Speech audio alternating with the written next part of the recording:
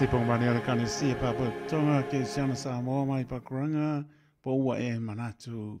Taimi tu lai mai leo ua lua spulua. Mara minuti wa te aile tu la e whae le tautua le Radio Samoa so lima i matoru a mo. Le pia pia la sa lua spulwano se tema lua ono lima patano pantu le ngang pa anuano. Maro tato tuno ia tuero nei au kilani manu tu tua oi. Ia papen po yo atu no mau le opengaru menga to fia le tua. Ia ila topo patau tolia inga se ngase origino iso so mauta nga se ngase monto malawa ila to tuli pasa langa o lava nai pana witi poroma patala patu le tau tua pa wao le Radio Samoa so lema i batoru a mota alofa lava tartonu tato tufi tau fao tau mapa pale nganga i le yaso ia toro nei tā po inga e pēna masani e ia sā pōro ino le tala le so ke riso ia meisa le whanga ino tō nganga o tā tō nganga tau mapa pale nganga le anga le leo le li o lo pa pēna ona tausi mai ia i tātou le ngata le tino he a sili le nganga pa tā lopa atua le nganga pa alo ma lor po lau so i fuam ria vi ele li lona alofa lona ngalei lana pole pa soifua le ola o taito le o tātou e maputa e lungo pe au ngalo le ea le tautua whaawau ale Radio Samoa su lima i watoru a mo. Aone ngalo tani tu lai lima tātou se atu le porklame ale whionga loia le whionga paritua ia leurua i li o Linda Woodruff pe atani tu lai lima ia winat peo tātou vivi inga pe senga whale ngang se pa ile tu lai ono ta le ono tātou sauninga noto, te tae o sauninga pāsta e te wati tau sanga pe a tā le tu lae ono. Pangasoro po leo tātou por klame per masani ai po a sā triton. Lom ria lama malo tātou tino ur whale nei aso i tā po inga. Mure toi pa maloma pa aptai por klame le Radio Samoa malo tātou tino le ato tātou tino i lato un pa malosi. E sena mana ia. Pe lama no pa iatu. Ese mana ia mor fa manos ora mo manga ia so mali e vo o mala waso ai mai se la mole sa tanto ulu fale ai malu pa ia o le tu pa tasi o to pinga mo tanto loto mo moli vi inga ile tua wono me mata wono vi inga ia so uma pa malosi ne ia so ia pa malo fa tai vi ele li la pinga le benga to fia le tua sa tu la i pa taulanga i fia pa malo Malor pale, malor fona, malor sala i awalama ni nganga mo i amron malor pa chai lua su lima mna minute te ai le tu live fine tau tu le Radio Samoa su lima iba tolu a mo tani tu lai lima por programa le fionga loia fa so leo tato por programa le tu lai ono tato sauninga lotu ai fa o per tato por programa i vivi inga lo tato tua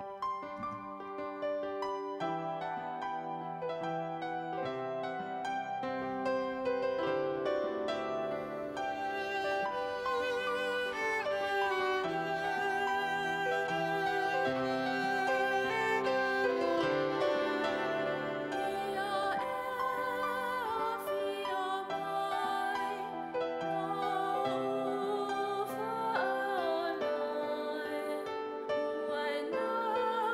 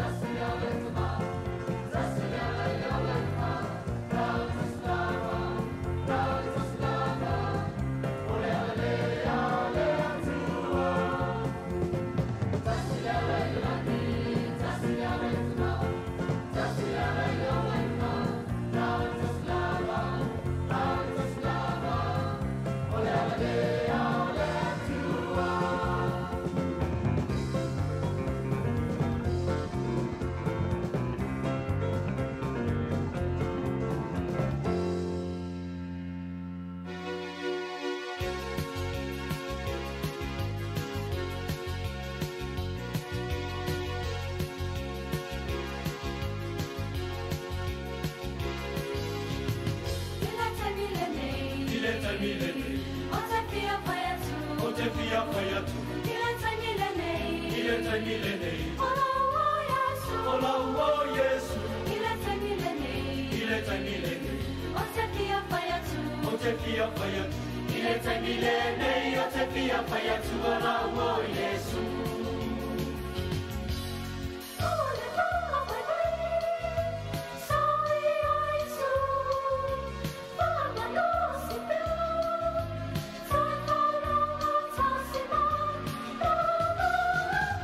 Ileta milele. Ileta milele. Otefia fayatu. Otefia fayatu. Ileta milele. Otefia fayatu. Olawo Yesu.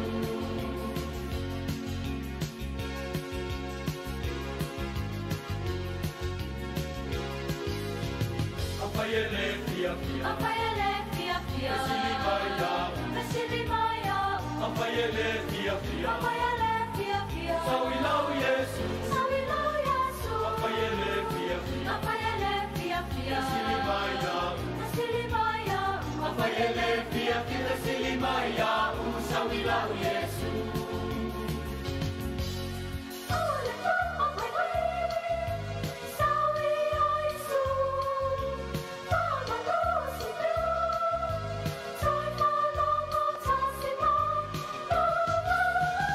Apayele fia fia. Apayele fia fia. Besilimaya. Besilimaya. Apayele fia fia. Besilimaya. Sawilau Yesu.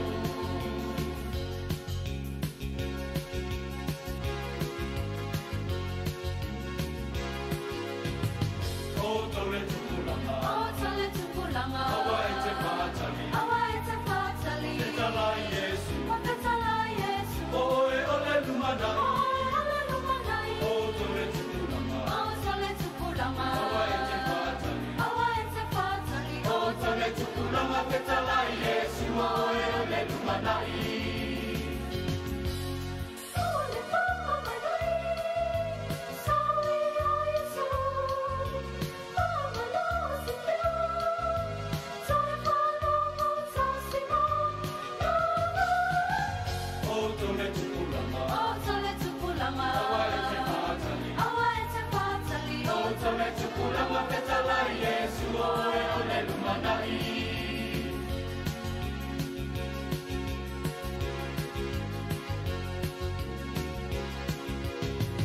Ileta milele. Ileta milele. Otefia fayatu. Otefia fayatu. Ileta milele. Ileta milele. Olawo Yesu. Olawo Yesu. Ileta milele. Ileta milele. Otefia fayatu. Otefia fayatu. Ileta milele. Otefia fayatu. Olawo Yesu.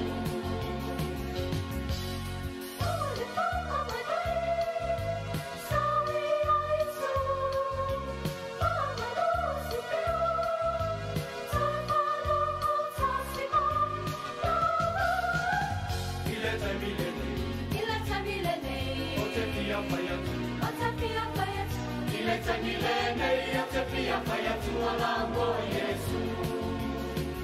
Ileta milele. Otefia fayatu. Olawo Yesu. Ileta milele. Otefia fayatu. Olawo Yesu.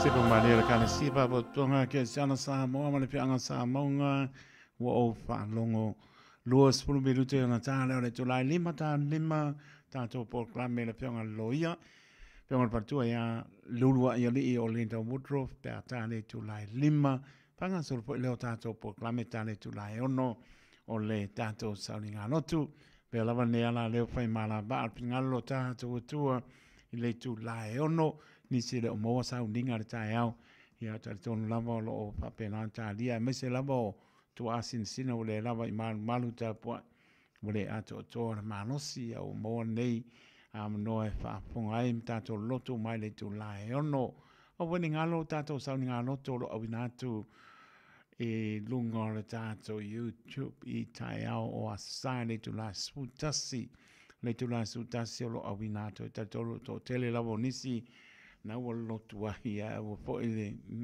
le be le abinatu i lunga mai ngopo ale pale o manga ia no pa ye wala manga pulu alo ia fu mai lo ko ia o lo apa Italia ana ma nei o sauninga no to lo penena songa to ina ma tanga fa le nga mai le kani sia pa to ke sana mer sa moi wiri le suta si o tai ao sa o malama suta si tai ao pa e po inisio o mia le taimina e se me malanga ile fia ia tato saulinga no tuna ia sa umarita ia o sputas lo tepena ina sunga ile to ina maftanga fane o nga ia manisa pengan venga ile kale sia pa tonga ke sana America sa mo yuri ile sutas ita ia sa tato no lo mien malo tato no to mori fa maloma fa tai fa malosita po inga ile nei aso la sata po ile li ia pa pe po la pengal ben sto fi mo le pena ina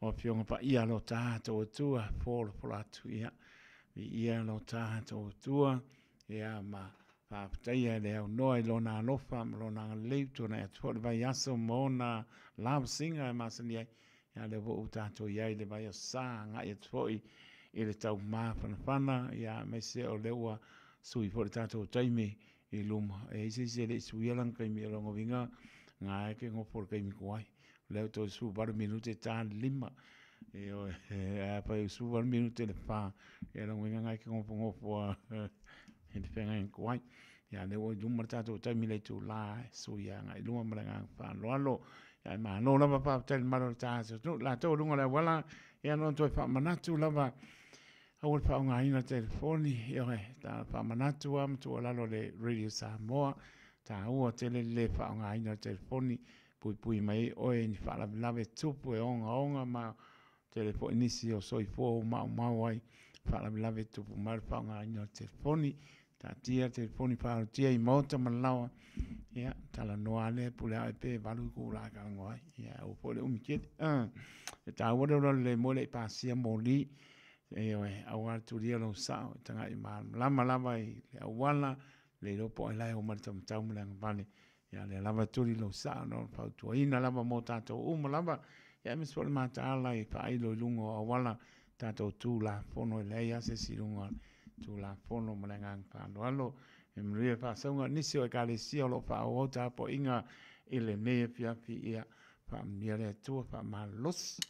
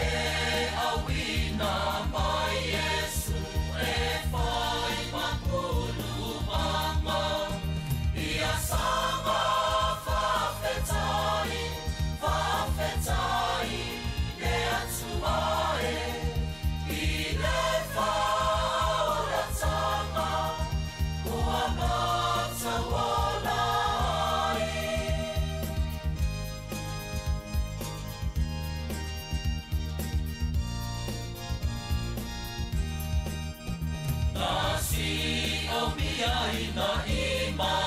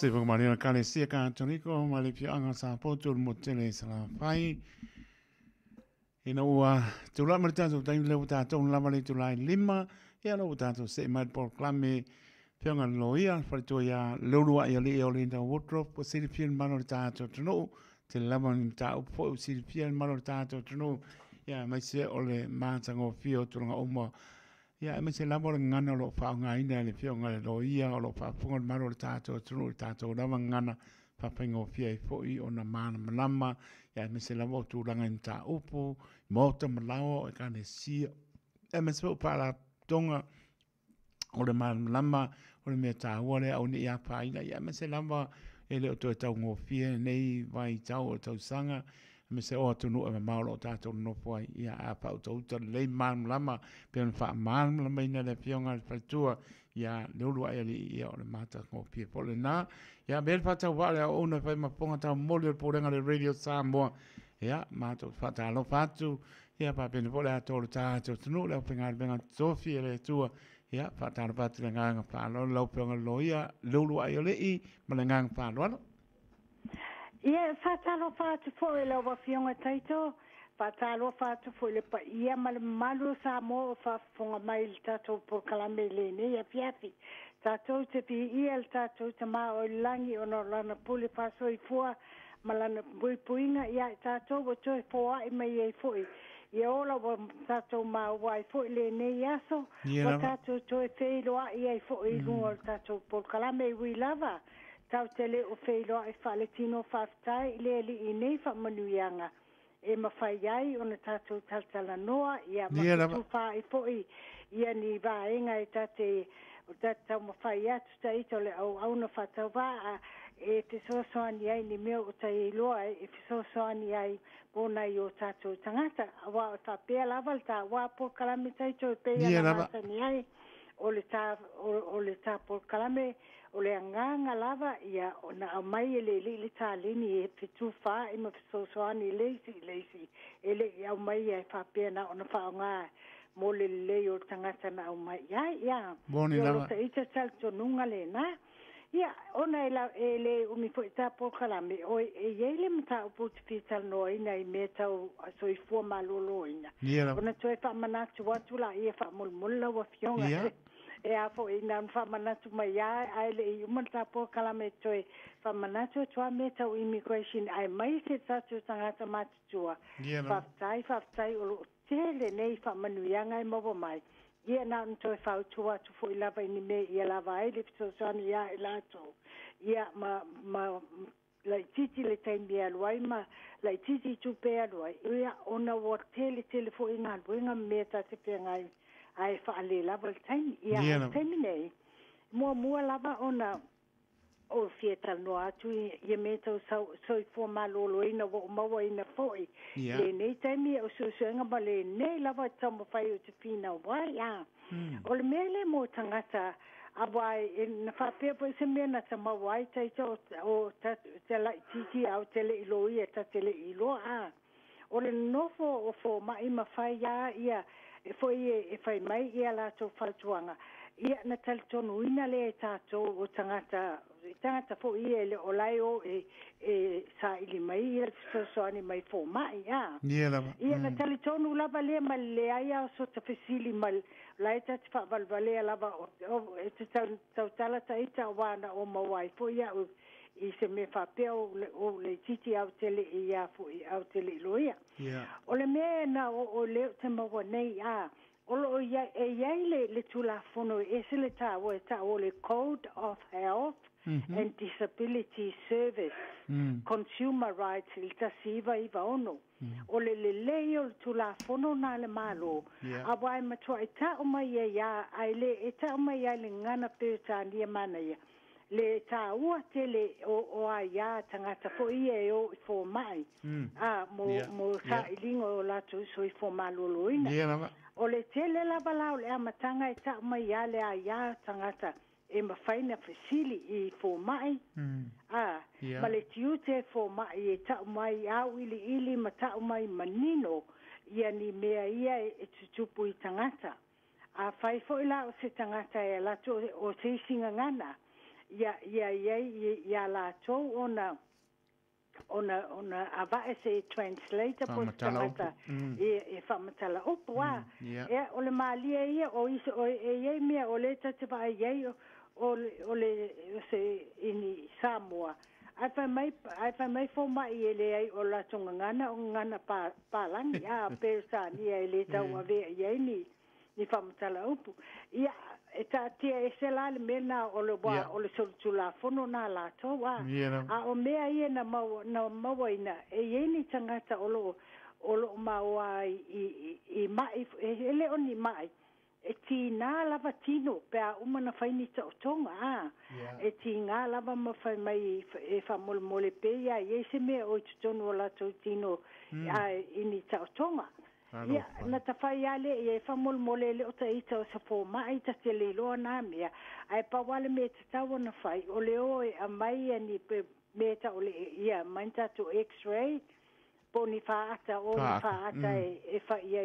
se mai pe ia ni mea ia fa taile li wa ve fo lo ta fina me fa pena wa mo mai fa ata e sa ola ia me i tonu o tino tangata e ta o mai e fa ali mai fa ata ia e man tu fo fa ata o le tele yo o po fo e fa mai ai fa fo mai ma upu me tau tino tate e a fo e fa mala mangata lava e o fo ia ta lo ia tate pa su solo ia wingo upu ia na tamawana la ia o la ia me tonu ia na ta faile ia se tangata ini tangata ele to tasi le to lo sa su mai se so san ta lo fai o le e vai ia tu la tonu fa ata ia na mai pe ia o le ia me ia o tango fo fa sino ia ni upu palangi fo le fa sa mo ia ni upu pa fa ni sa mo o ia fo tangata o isia tunu o te tango lava mai se pamtala upu pamtala ia o le mela le mo bo ilalo tu la fono le Code of Health and Disability Services o le consumers right pe ona sila fia consumers right o le ai at tauna tato tangata i lo i fo mai tangata i o i fo mai i sa ili ai i ni sa ili se soani o mawala e yai o le me tonu fo mai nei man tu ata to vo fal mai e tele na fesu ya i tangata i tonu fal mai ia fo mai ele pe yo tato fo mai a tato vo lai tato wa fo mai e mana ia lava le whamatala o ili tato fo mai le mela tinga ma tusi le lalo tu salava a fai tato Samoa tusi lalo fa Samoa le tinga ma le mea lena e alu te fisilia le fo mai ia a fa pea tu lola le fo mai wa mena na laina o mawaina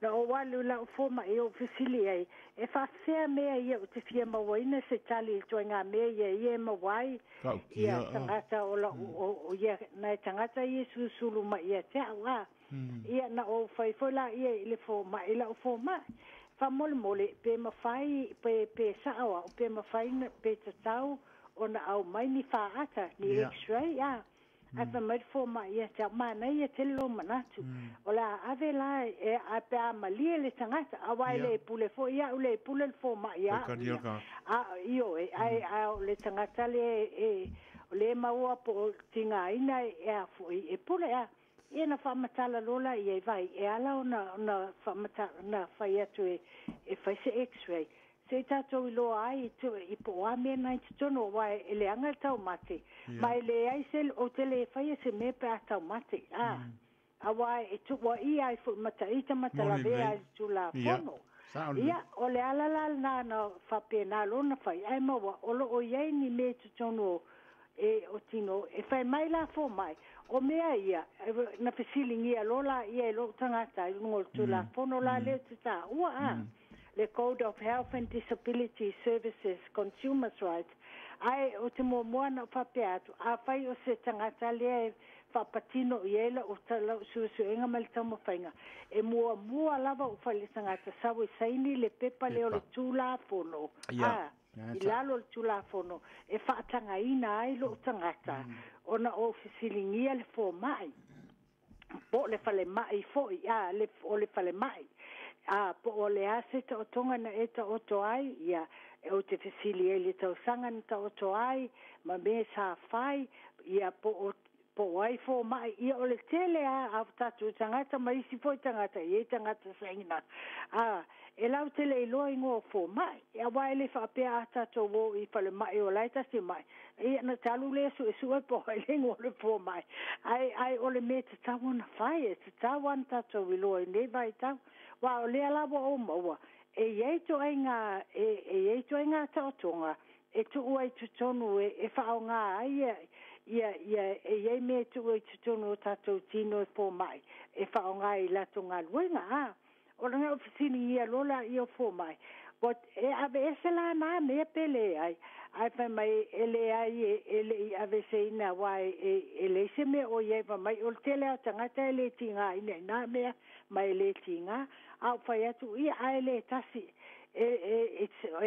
o te whai e le upalangi, snow size fits all ele tasi se me ave tangata nga whai mai la ia ele o whain ia na te fisili e lola ia o tamawa e sao peia e sao le tangata le tinga le so mai lewa su e mai se fisosoani o lo o iei me tutono o le tino ai le ta uwina lava iei ni fo mai le ilo fo i le tangata ai mai sana i o tatu tangata i Yesu sulu mai e lau te le ilo ni me whape o iei tutono ia na fisili lola iei a whailan tautu o e tutono wa le wo maua e le o mana o tangata tutono nei me ave ese mai tua o tinga ina ai mo musu fa mai ele ai ele ave se ina e tele au tangata ele tinga na me o se tangata fo le o tautu wa se tangata lai mai e se le feo me fo mai e fai ia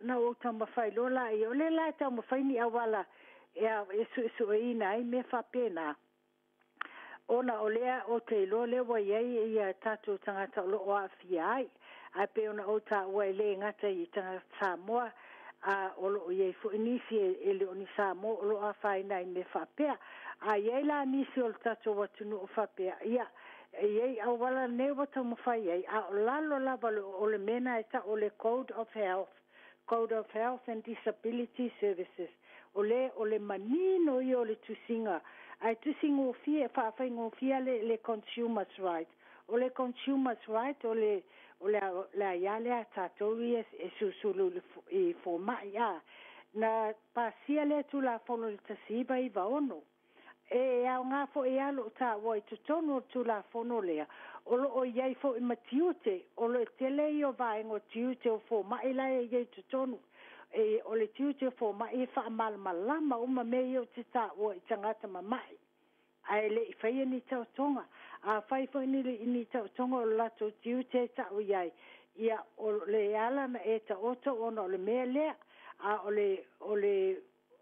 le mea le mau te fuafua iai a tonu a manuia lo tau tonga ia o le mea le te tau o le mau te tilo iai ia manuia ai e fo tau tonga e le manuia ai whaingata ia na mawala i whamatala wilili whapea ola o whautuanga la taito na i o tātou tangata e peilawa o tāmata upu tā ua i aso ia awa ina ona fesili pe matamuli e whapea o fō mai popoto o lai lau te iloa lato mea lai whai e moni e popoto ma ua pasia fo i alato koleni ma mea uma walei ona fō mai au le tiute o tātou nei e mamai e te tau ona whai le fō mai whamole mole tusi lalo le mele te sau noa mai ai ma ave i ei au fesili tusi lalo a leile ingilisi tusi whasa moa pea ai whaise kopi o lau tusi tu i le whale whatatau lea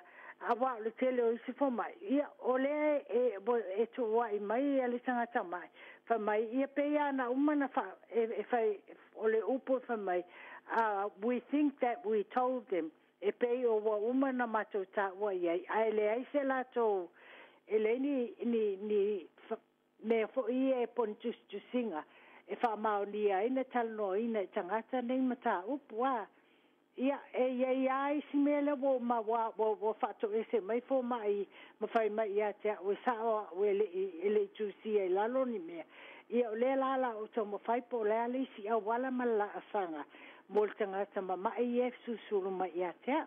A le me sili ona tāua, o le tātou sila fia, o le iai a whaita o tonga tangata, e iai mea e whaongai e fō mai.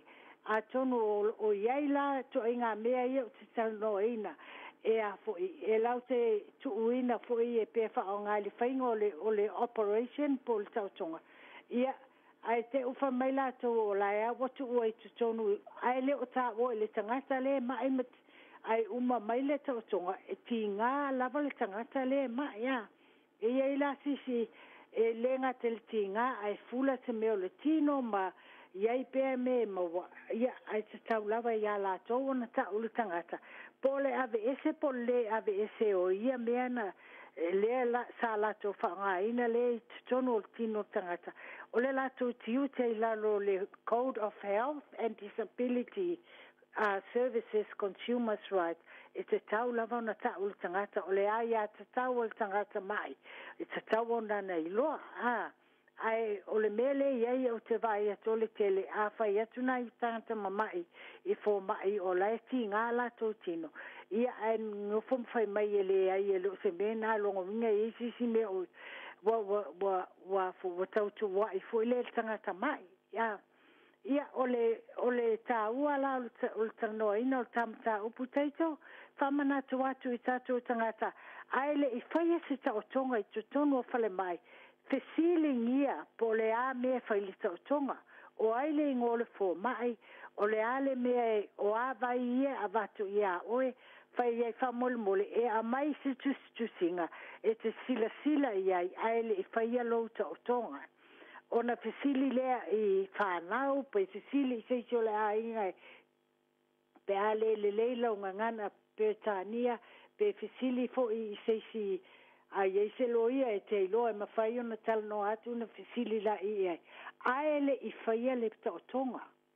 A whai fo i la ua umal tautonga ai la ngona lava le ti ngā pe fula le meo le tino le na ti pia o mea whapena. E iai fo i lava no wai atu tau e te fesili ngia ai. A o lalo lava le tula fono le Code of Health and Disability Services Consumers Rights e ese le leo fa upunga la iai e tu si ai lalo ai atu tau tangata mai.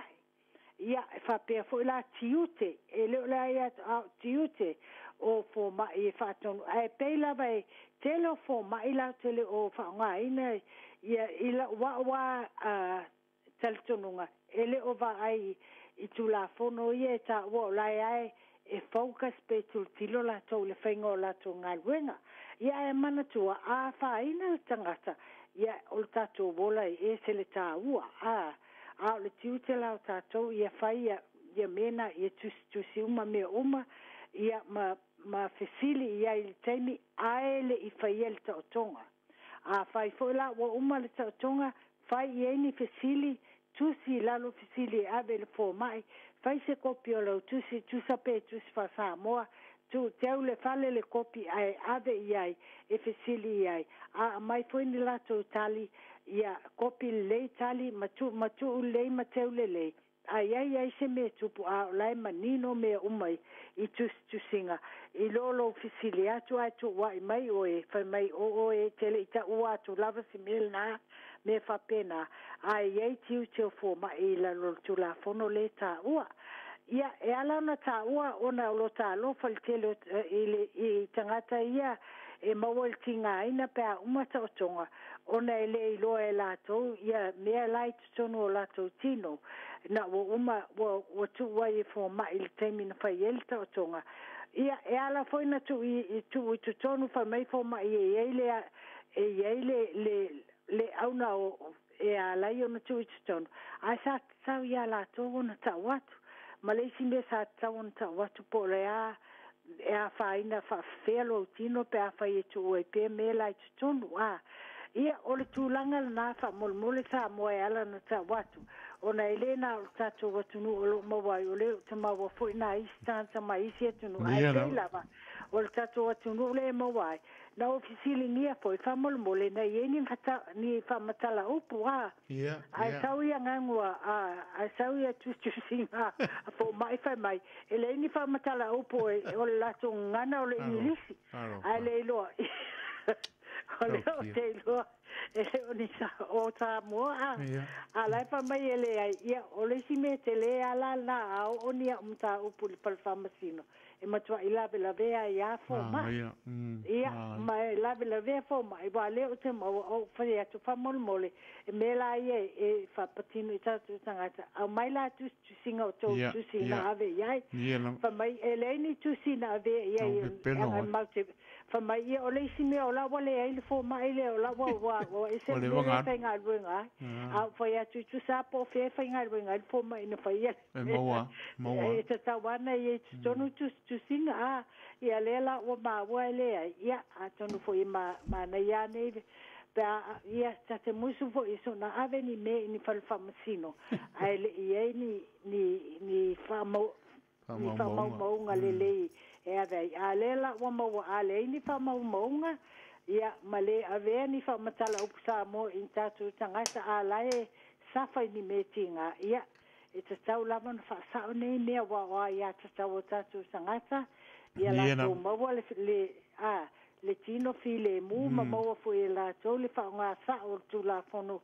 i tangata malaba o New Zealand e le ngata na Samoa a uisi tangata ia ole tatal noanga na le mata upu tau health mana tu ole Code of Health Disability Services Consumer Trial esele le tu la fono na e whaonga pe a whaonga tatu tangata ai whaingo fia lava a le lor tula whaona whamole mole whisilingia fo mai le amatanga ai le pa isi tau toa ia tusi lalo mea lava tusi lalo na avela ia o se topi se kopi whai ai ia pastai tatu tal noanga le asolea ai le whai alo lo tonga ia o mea ia na e whai mai ai a whai e ni meo se whamole mole whamarmalam mai ai tu umani kopi o tusi a umalo whapena foi na whai to e follow up ni tusi a wana i whapea ai e whai atu oni ngā ruenga whalo ia le ai o tatu manuia lau tele le alai ona whai tu atu whapea ia teito o te limba foi tamino te pen fai ona o tal no atu manaya tau imi ko se tatu tangata matu manaya o lenda sau no mai ia faftai le mole ne ia vano o le tele faftai o le fa fie tangata i o lo te tangata man matu officer pe a mai tu se le immigration ale minister immigration ia o manuia mea nei o manuia mea a lo tangata ia ai mai se lava tangata matu tua o le tele tu so le iva 10% o tangata matu tua lai mau te whaia ma ave sa o le minister o la e lawa e au mai tali o manuia ni me tele o na whainga tāpu lele a mai o te whapea o te le lopo le ai longa e talia nei me a se o te tau mawhai te o tilo leisi a wala ma leisi pe a mawhai a pe a o mai a ta ita a whanau uma nei New Zealand a wale eni a inga i Samoa to e a tato a inga lau tele fo ia a inga wha Samoa a wale eni se tau si a tele o tangata o el fitus fulum palus fulu tau sanga ia tau mawhai lava ia i sosani a ole tele lava me manuia a waele o whapea na una o tilo po ia i mea ia whaasino mai ele immigration i lato i tono a lato matau o te feeling ia malapa a inga po fea o iai fea sa moto te o mai o le whanua sa mo po se whanua whatau whanua te iai o ai lai sa mo ai e fiu po tanga tele o te fesili ai ala lama na fesili iai mea fo e whamatala ia e whamatala po e si so whainga ruenga sa mo na ne ni mea na tupu ia oe na e a whaina i leo ia iai a whawheni me tau pō mai. O le telo fisili tatu whai ai, o istaimi tatu whai atu i fōlingo tangata matua, pe watau wita fo i, watau piu le telo atu fisili, ia a o le tele a fisili.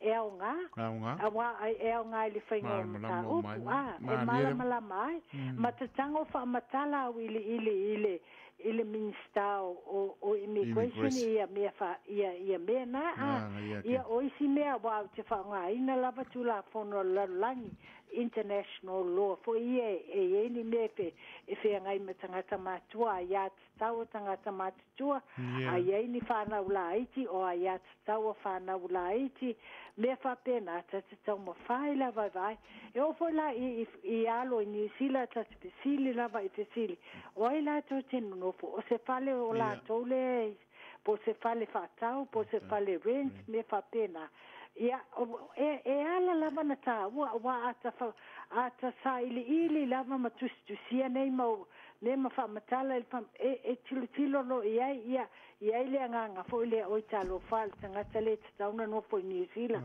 ile ise meto ia ro sa mo ia mai le ai fo sa fa ino o New Zealand pa no fo sinei tanga tamatua nei a ele fa pena nta to fai ile minister fa ngalo lo palangi ta discretion la na ia ta fo le na te fai ai le fai unga e ta te lo fo le tiu te le minister e tilo e mea malava ona sto a fai ele o le fai unga io e awala fo ele tiu te o le minister ia le tiu te o lo na tiu te tangata ma New Zealand e awale so na tu fonis ia ni tangata e se New Zealand e fa la velave ma fa nga fo e pe fa nga ta to tupe ia e ia o lai ma fa nga alta to ia ta to health me fa pena ai le se tangata nga fainga wenga i nei ma no fo mau i nei e ia po e lava le tiuti ma me te tau i le minsta o na ai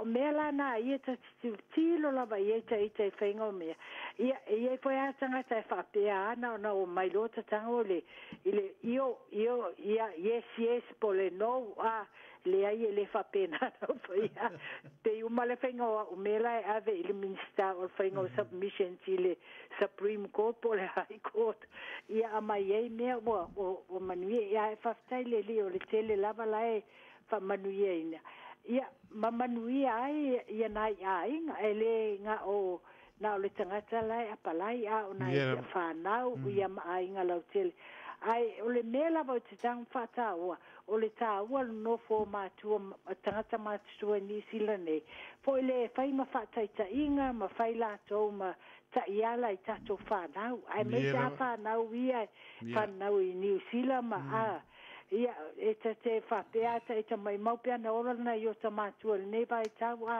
i se te foi fa nau o matu mai ia ne la vai pisi ai e tele la vai le o eni te me fenta no anga fa sa mo me fa pena ai ana ye matu ia o me to inga me na so ni e ta to matu i ta to walom fa nau na fa nau ne mai e mana ia I lava le o lango tamai te mo e popoto I me papalangi ma me ia o ia onga a le poto ma me fa I le va fea lo I fa Samoa ia o fa ia onga le o tato matua ma tangata matutua pe ai wa lava la to taimi ia mai o lava foi le la to taleni na ola e tal no tamai ti ma fa sino ia me te tawana lato whātā waina.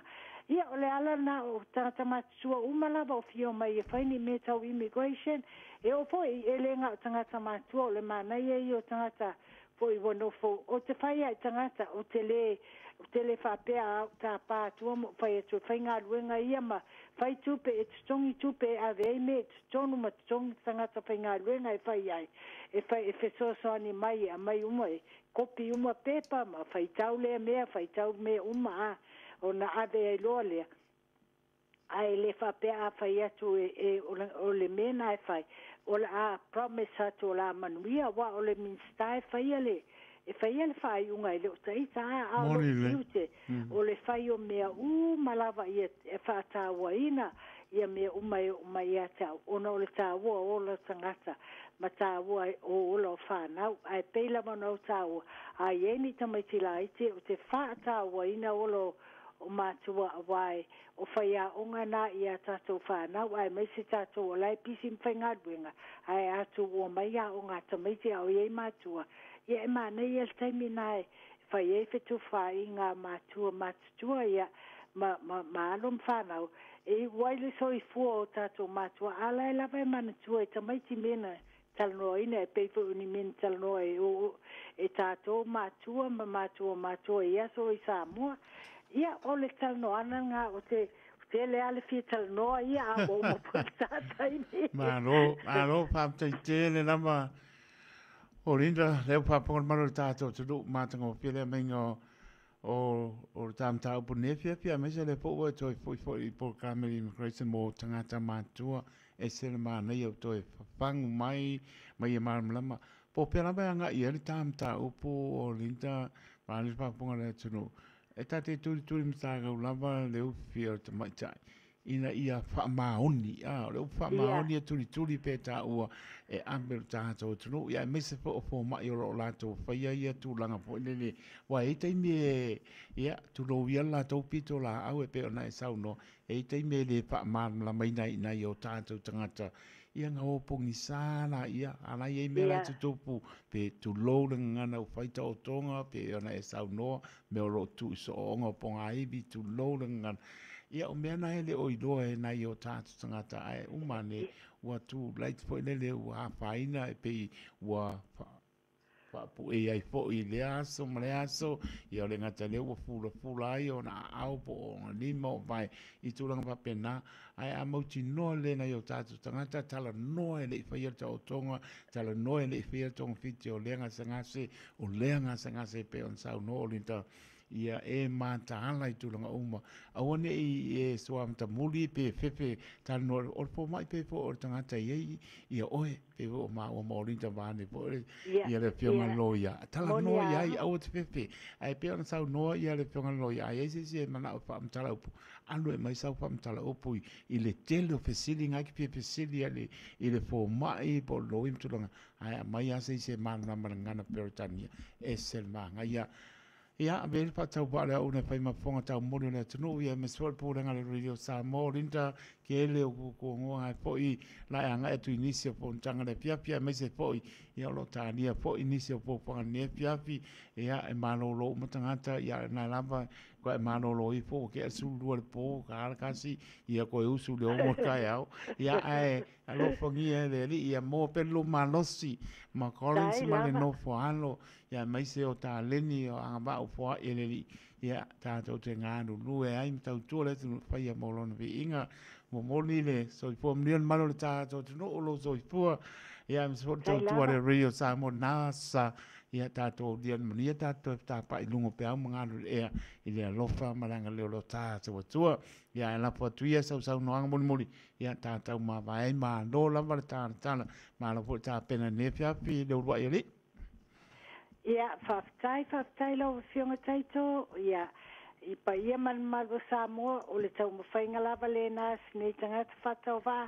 ai mana ia lava, ia le ma so o lima foi ma le whionga taito, so soni mai, ia matal noa ina atu e ma o ia, ni mea e le ma fuafuanga a tonu lava e au ngā i soi fuo tato tangata, pe lava no ta wol te teletonunga lava si o taita tangata whatau wā e a foi o le manuia manei whamanuianga i mea o tamala malama i ei whamanuianga mai leli ai o le tiute o le whaonga ina lea mo le leile o tele o tātou umalava ai e whamanuia tātou tamapa ia le nei vai aso ma ngā ruenga uma po a lava me whai o malolo fo ina fana o le mai aonga ia a tonu lava e lo faleli e so soani o tato ainga uma lava po te lava o iai o poni tato i lon totu pa ia a lo termine ia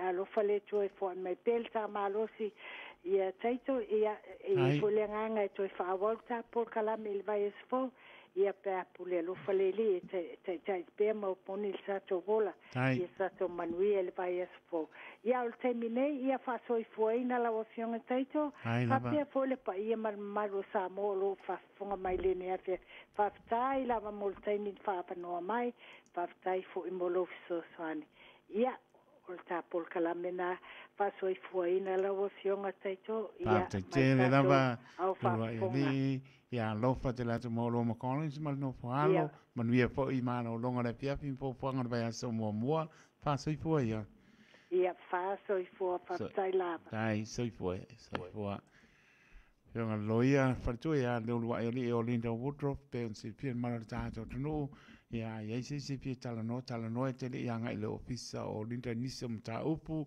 pe na pa ponga per proclame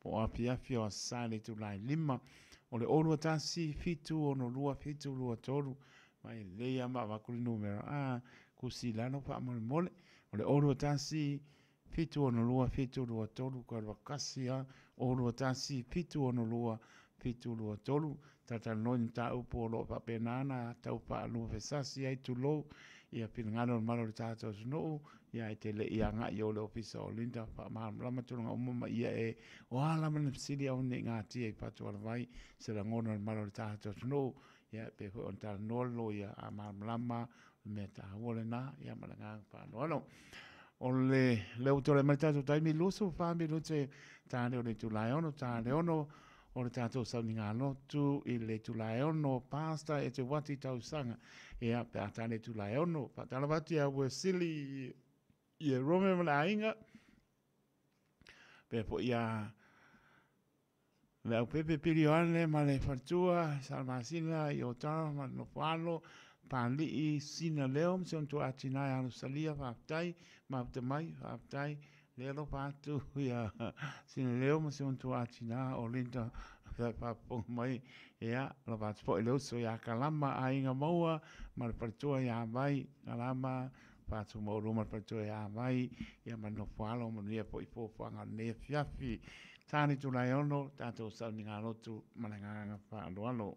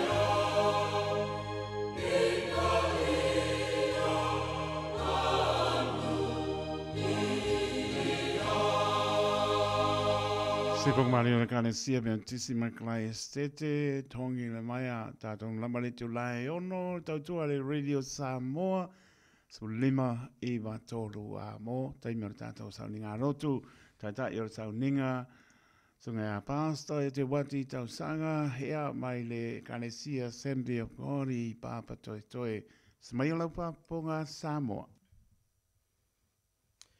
Ele suafa mamalu o le tatou alii faaola Iesu le Nasareta faatalofa ma faafilai atu i le afiafi i le paia o Samoa so se faatafaitaulaga i fia ia mafai ona maua mai lenei faigalotu lenei afiafi faatalofa atu i le suafa Iesu inofo a faafeagaiga ma faletua paia o ekalesia ngata foi lea o na yo tatou tamā matutua ma na yo tatou tina matutua ngata foi lea o le faafofoga Samoa i tuefia o lenei kelope ma lenei lalolagi o maua mai ai lenei polokalame ma lenei faigalotu ia e faafiloi atu i le suafa manumālō Iesu le tatou alii faatalofa foʻi i le tatou Radio Samoa le tio Samoa ia le sugalia o ia taito le lo ngafa matiu te fai o nei asa la spaia o le atua ia wale tautua ino si o tatou atu nuu Samoa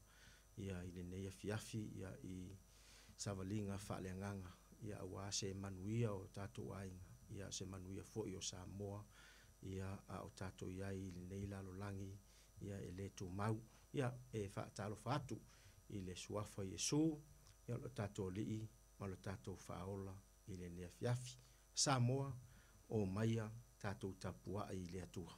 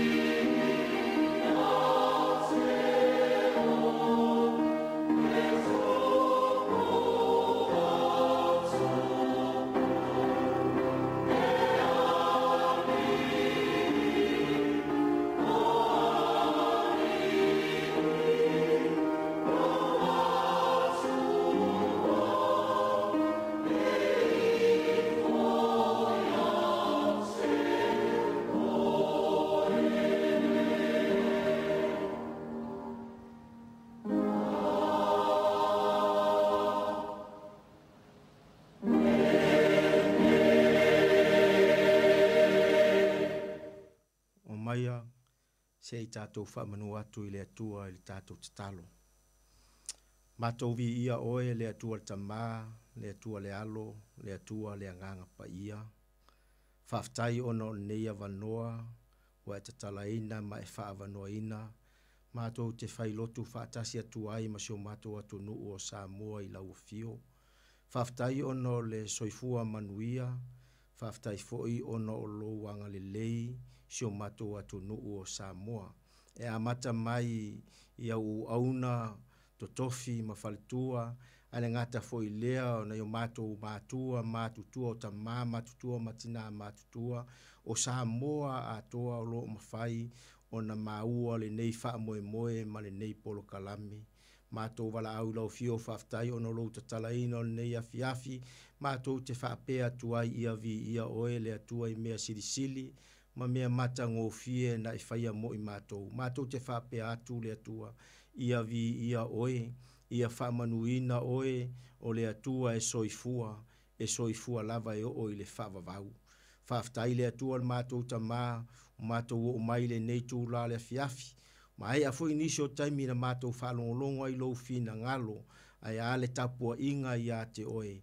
O mātou whaftai atu ono awanoa tatala, ma whai anu mātou urufale i ufale tapuai, ma mātou o vatu le vi inga ia te oe, ale ngata fo i lea, mau aise awanoa mātou te whaalongolongo ai, lau upu feta lai mo i mātou, wa le malo si anga lea so se Samoa, o le malo si anga fo i leo tangata, o lau upu fola fola, o lau upu wha malo si au mo i mātou, wa lau upu o le vai malui o mātou loto, o se fofo se whaafita uli, o le manuia o Samoa atoa. Mātou whaftai tele le atua, o no louanga le lei, ma loa lofa wha soa soa si o mātou atu nuu o Samoa. Talo le atua i le nei afi, ia whaftai louanga le mai. Whaftai lo soso ani mai, whaftai le taulanga na isaunia mo i mātou. Whaftai la upu fola, whaftai ringa lue mai o lua nganga pa ia, o e lava o le malo si anga, o e foi e te whaasino, o e foi e te whaailoa lo fina ngalo, ia te i mātou uma. Talo le tua whamangalo mātou whale tonu mo mātou se, ai whamanuia se o mātou atu nuu o Samoa i le nea fiafi. O e uma whai o na mātou whaitapua inga whatasi le nea fiafi, lau o fio, ia i lo wanga le lei, ia i lo lofa ma lau whamalo longa mau whamanianga mo i latou. Yo atu le mana o lau whaunga, le mana o lo wanga le lei mo wavenga, i se o mātou atu nuu o Samoa, i whata e fia, ia le ngata fo i lea, fia lava se vaenga, ke lope o le nei lalo langi o maua mai ai, le nei whainga lotu, whaamanu ia atu ia te i latou, le atua ta maa, le atua le alo, o le atua le anganga pa ia. Ia tu mau atu ia te oile vi inga, nei masa uma, whaaftai Yesu, amene, ma amene. Vi inga o le atua, ua saunia i le nei afiafsi.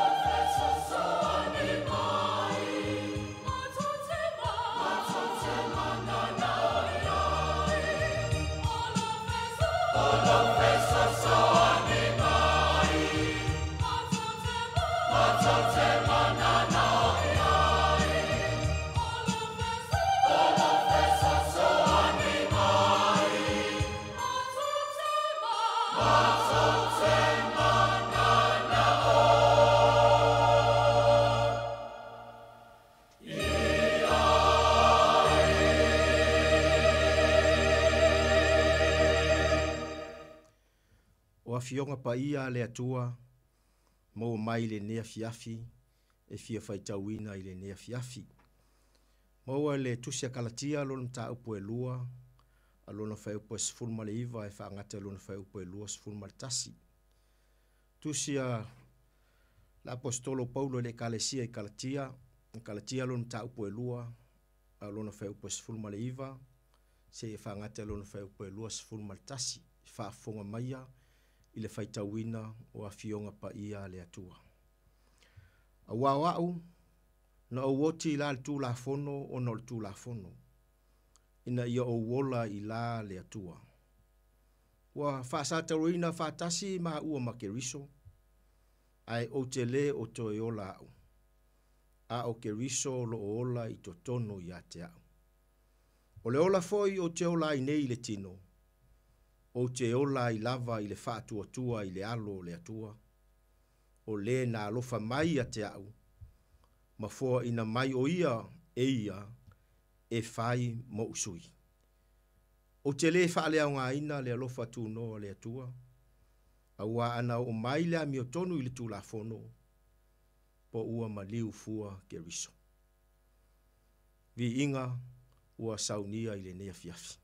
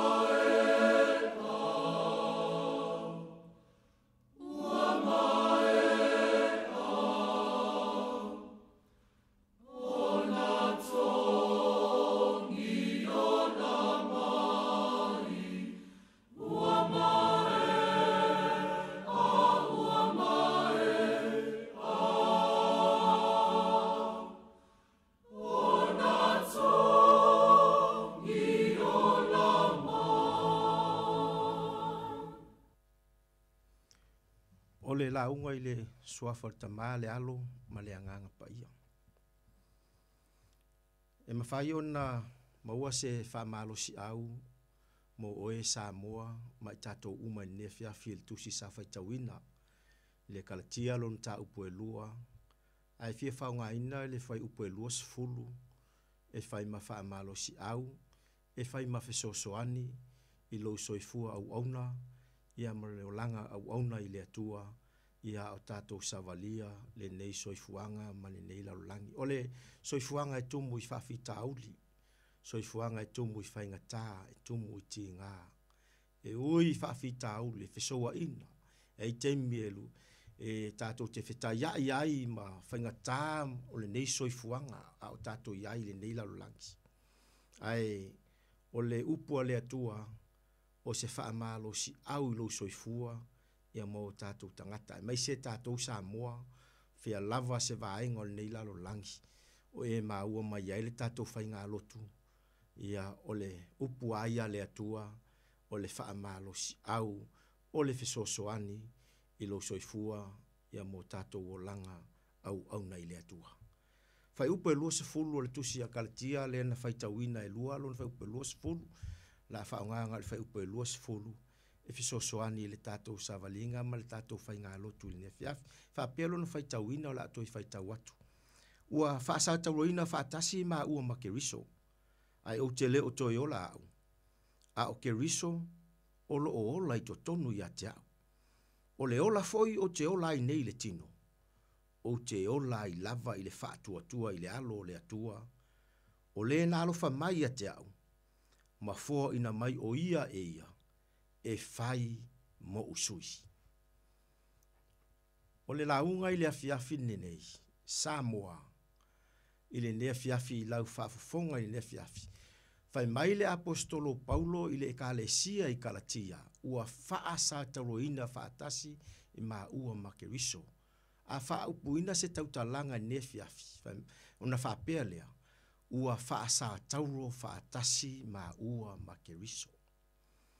O upu ia e whoringa mai o se ngangana se tangata ua i ai se suinga i lona soifua. Ma upu fo ia e whoringa mai o se whaamanianga i se tangata ua suia lona olanga po lona soifua. Langa amanatu i tu pe ona ta ua le tuspa ia. O le sa tauro. O se whaasalanga le tangata. O le tangata e maua lunga lona solitu la fono. O le tangata le tatau ona tau le sa tauro. O le tangata fo ilea e tatau ona o le sa tauro. Lala fo ilea fesile o nisio tu stala pe ise mea fo i lalo le la. Ai, fai mai tala nisio tangata ele ise mea fo i lalo le la. A le upo le tuspa ia, e iai le mea fo i lalo le la.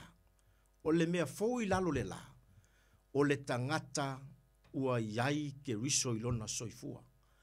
O le tangata e iloa fo i le sa tauro lea. O le tangata e iloa le sa tauro lea malona i unga, malona taunu unga. O le sa tauro, sa tauro ina ile lii o ke riso Yesu, ona o le alofa whaamaoni i ate oe Samoa, ma lau whaafafonga anga i le nefiafi. O le tala leia le atua, e iai le tangata na maliu le sa tauro, ona o le alofa whaamaoni i ate tātou. Ma o le mata upu fo i le sa tauro, o se mea e whaatau waa i le tangata le taritonu. Ai o se mea alofa, ma o se tau i le lei, i le tangata talitonu i le atua. To tele tangata, e o mai le temi nei ele i malama i le tau o le sa tauro. A tonu fo i e te whaafufonga mai i le nei taimi. E tele i la ngona lava le tau o le sa tauro lea. A o te mana e whailoa i ate oe i le afiafi le nei. Ma toi whaamanatu i ate oe, ma toi whailoa atili i ate oe Samoa. Le sa tauro lea, na tau ai le keriso. Na masa ailo na toto, na male pelepe ailo na tino. Ona o le alofa i ate oe Samoa. Ona o le alofa i ate au le tala no atu. Dala leo fai mai le apostolo Paulo, ua talitonu le apostolo, ua malama le apostolo, ua ioi ina le apostolo, le sa tauro lea na alofa mai ai, ke riso Yesu i ate ia. Ma o le fe au fo i mo tātou Samoa. Le sa tauro lea, na lofa mai ai Yesu i ate oe. Le sa tauro na ia tau ave o tātou tinga. Le sa tauro na ia tau ave o tātou maftianga. Le sa tauro na ia tau ave o tātou mai. Le sa tauro na ia tau ave o tātou popole. Le sa tauro na ia ave ai leo langa tu ai sa tātou olai. Ai sa moa i le nefiafi. O le tala le lei, bei ona fai mai le tustala, fai mai le apostolo Paulo i le kalesia i Galatia. A wā ua whaasa tauroina whaatasi ma ua makeriso. Lona winga, o le tauti nonga le tangata soifua, le tangata ola, fai mai, ua le o toe yola o ia. Ma fua mai fea, ua le toe yola lona tangata tuai, peo no ta ua le amtanga. E lei se tangata fou i lalo le soifuanga ne ma lal nei, se ivanga nā le tangata ua malama le sa tauro lea, se ivanga nā fo le tangata, ua iloa o le sa tauro lea, na suia lo na soifua, na suia lo na olanga. Le ala leo le tautino le apostolo mai whape mai. Ua lea toi ola au. A o ke riso le ola e to tonu i ate ia. E se le manai o se Samoa. E se fo i le manai o se tangata. ai o lai ke riso ilona soifua ai o lai ke riso ilona o langa o mea ia a o ina e malama lama i sa tau lea a o fo ina e malama lama i lea lofa mai o lea tua e wala i sa tau lea fai mai leo tala tusi o ia por sa tau lea na te ave e sea leo langa popole me mo mua na Samoa o ani meo e popole a fai fo e savalia le nei tausanga le la uma pe toi tolu masina uma nei tausanga ele ia ve se ase meo e popole ele vai se fo lo to male mea ke popole ai o le fe au o le atua i le fiafi nei o le sa tauro lea na maliu a Yesu na ia ave sea le popole a fai o ye se meo e popole a fai fo atu fo mai ate oe o le mai lava lea e te uia ia malo mai tu mau fo ilea a wete popole on tau ave Yesu lunga sa tauro lo mai o umana ave Yesu o umana tau ave Yesu o tatou mai lunga sa tauro la la fai mai tu spa ia o ona fa lava lava o tatou malolo ai a fai fo mai sa moa mai se lava ia e o lo to tonu fa le mai o le fe au le atua moi le tau o le sa tauro lea na ia tau ave ai mea o lo tatou popole ai langa o lisi mea e tupu le popole na te wha pu ina le soifu o le tangata ava ese le popole langa o le tū la fono na le tuspa ia ma le tū la fono le atua ave ese le popole langa o le popole na te wha pu ina o tatou waso o le ase meo e popole ai ava ese na maliu Yesu ke riso na te ave esea le popole so tatou atu nu o sa moa ni ne fiafi tau tua nā maoi. E leo toi ola Paulo. Fai mailan tau tinonga. A o ke riso o lo o ola i to tonu i a te ao. E se le tā ua o le iai o ke riso lena tau le sa tauro lea. Langa na te ave esea le mea nai te popole ai. A fai fo i o tupe. A fai fo i o le manui o le ainga. Nai te popole ai. E le ai se mea e whainga tā i le li o le ola lea na ma liu i lunga o le sa tauro. O ia o le atua e mawhai o na whaafelo a i lo mana onga. Awa ese le popole. Langa le popole e leise mea le lei e tupu mai ai. O le popole foi e leise mea le lei na te au maia. Leise mea le lei na te whana wina. Ai na o whaafita auli, ma whaalave lave, ma mea e tutupu ai, whaafita aulo le nei o langa. Pe ale awa ese le popole mai tātou. Whai mai le atua. Awa ese le popole. Ai sea, a ola ke riso i to tonu le tangata. O nalu ese lea mawa ese le popole. O ai ava ese le popole. Samoa. E ava ese ai o ele popole. Awhai fo e ini mea o lo ainga i Samoa e popole ai. Awhai fo e o lau whanau o e popole ai. Leu whai mai le upo le atua. Yesu lea na ma liu lunga le sātauro. O ia lea. E fe sosoani i ate oe. Fe sosoani a tea. Tātou popole na ia wha umatia i lunga le sātauro. O le popole na ia ava esea i lunga le sātauro. Ona o lea lofa wha maoni i ate oe. O le si mea va ese le sātauro lea. Le Yesu le na maliu lunga sātauro. Na ke esea o kaku o langa maa salo. Samoa. O le si mai e pito sili lea o na numero tasi so se Samoa. O le maa salo. O le ola maa salo. Pe tupu ea lea mea. Pe moni ea lea mea. O va ile tau tinonga le tangata o le tua. Tau tinonga le apostolo Paulo. Fai mai. Ua whaasa taulo ina whaatasi ma ua makeriso. E leo toi ola la Paulo tuai. E leo toi ola lo tangata tuai. Le tau tinonga le apostolo. Ai fai mai. A o ke riso o le ola i to tonu i a tau. Longo winga. O whoringa mai o se tau tinonga se tangata ua mautu i lona mawhau. Ua tali tonu wina i lona loto. Lea tua lea e au ona iai. O le atua nate va esea le popole, o le atua nate va esea le masalo salo. Samoa, a e whafofonga mai nefi afi. Ava ese le masalo salo. Le masalo salo, nate poloka ina, whaamanu yanga le atua ia te oe Samoa, e le ngata o tātou mātua, a o tātou whanau. Ava ese lo tātou wola masalo salo. Ava ese lo tātou wola popole. Leanga nate whaaleanga ina, lau savalinga, ma lau o unanga i le atua. O amni o e popole ai. o e popole mo le manuia lo ainga tai au au te popole i le aso tai au la ngol tala na le poto Solomona au te mita le aso tai au le si mea au fu inga ko popole i mea ku kupu ke so ifuanga ai se a la ngai fa ku sai ka ola ma salo ala fu fe mel tus paia fa mai le tala tus paia o le tangata ma salo aua lava ne i ona i loa ma ia manatu na te maua se mele lei mai le atua lono winga so stangata ma salo na te le mo se mele lei mai le atua Samoa ia toto ina i lo fina ngalo mo tatou loto aua ni e ma salo i se mete faia aua ni e ma salo i lau unanga fese e kale si lo e au nai o e nga lue ai ma o foi lo so i fuate au nai le atua aua te ma salo i lau unanga o le atua e wha manuia i ate oi e e tali tonu no loto i lau unanga i le atua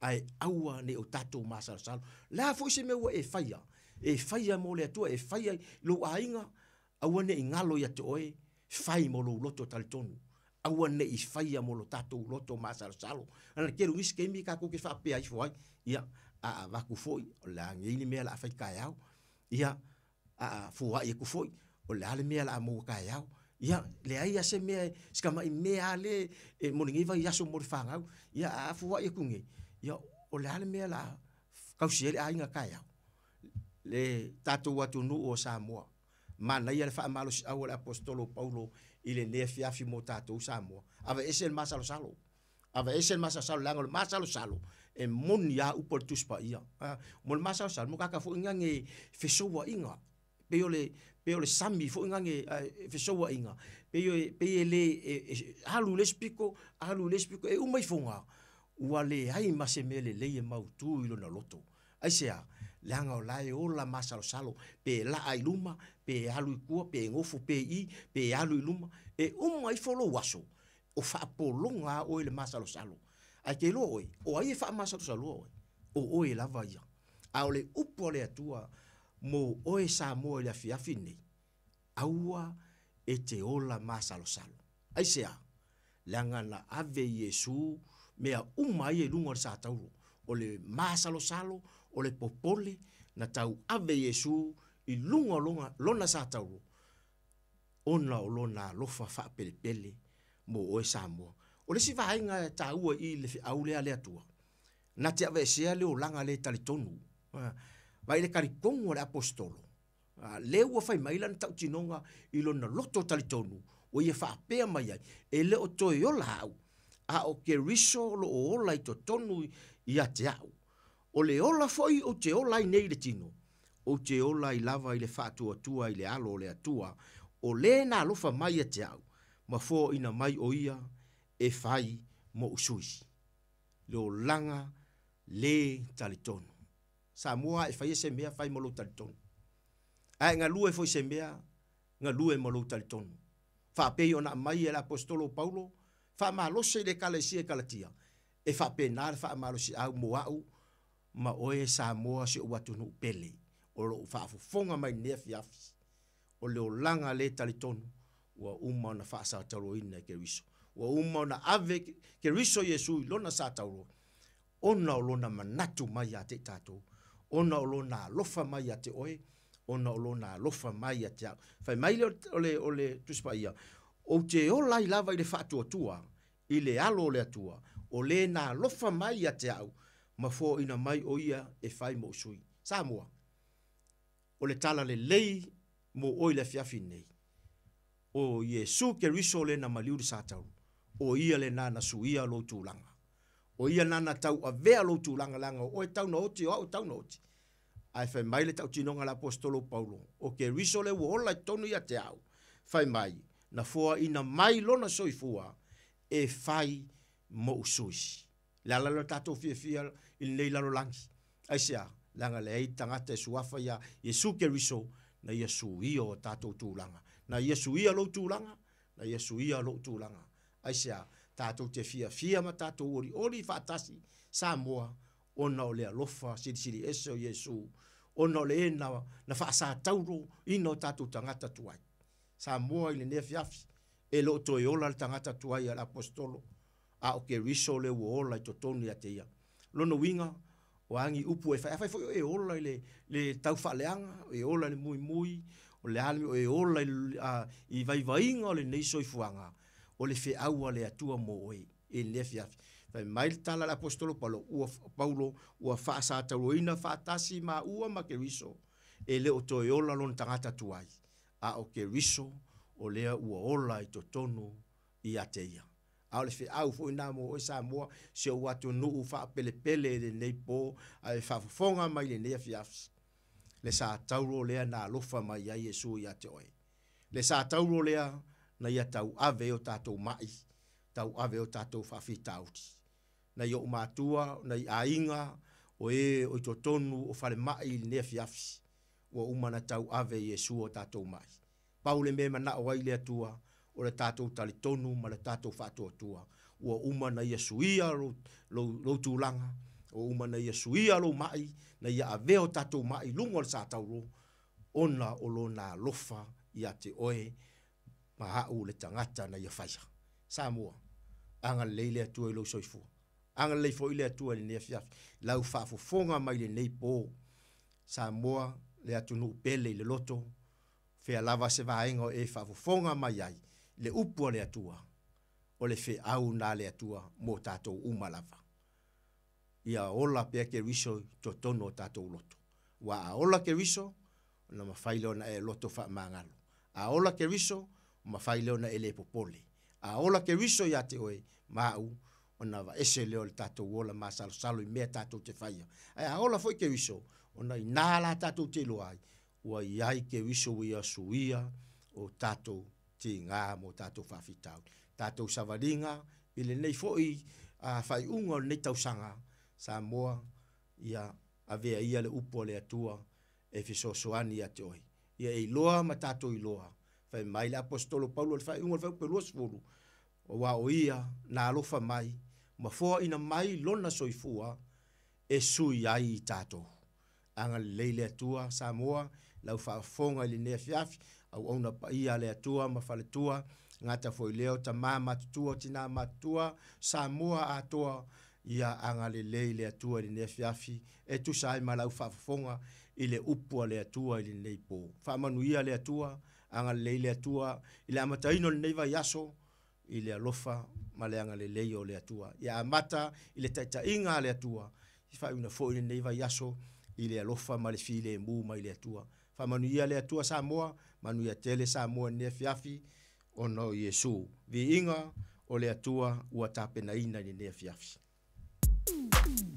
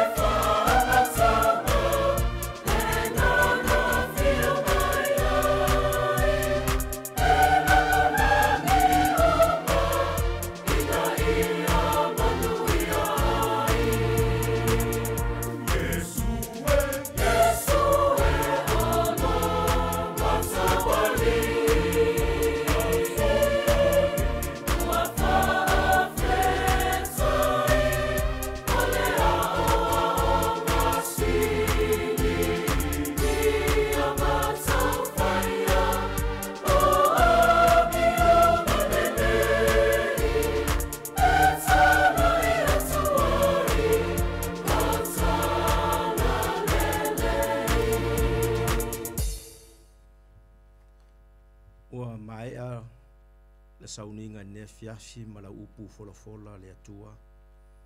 Mātou whaftai atu ona o se avanoa e whetala iai a te mātou umalava.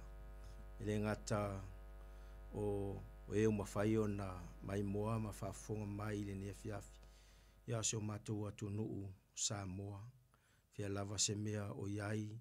Ma so se atu nuu o le nei lalulangi o iai. Ma umawai. A o maua mai le nei whainga lotu. Le atua whaftai tele lo wanga le lei. Whaftai lo alofa ia Samoa. Mātou whaftai le atua mātou tama o na la upu. E whetalai mai toi whamanatu ai a te mātou lo fina ngalo. Au e suia o mātou tūlanga. Lua whetau sanga taluai. Whaftai lo manatu mai. Whaftai lo alofa mai. Whaftai lo sosoani a Samoa. A mātou iai le savalinga. Talo le atua mātou tama. Whaftai ngalue mai o lo nganga pa ia. Whaftai fo i le taulanga na e saunia pia o mātou whalongolongo i le neipo. Ia vi ia lau fio e whavavau. Mātou whato esem whamawalalo. Whamangalo so mātou whale tonu. Whamangalo foi ni se o so mātou atu nuu o Samoa. E leiloa le tangata e silafia e lau fio le atua. Mātou te whamawalalo. Ve au whai masui o so mātou atu nuu i le nea fiafi. Ia i lau whamangalonga so mātou atu nuu o Samoa. Talo i le nea fiafi e mamangalo i mātou. I le mana o le toto oi Yesu lo mātou lii. Malo mātou whaola. Mātou wala au le nei pō. Le atua whamanuia so mātou atu nuu Samoa. A mataino le neiva yaso ia a mata whaatasi malaua fio. Whauina whaatasi neiva yaso i le file mū. Ma le mawhanawhana mai a te oe le atua.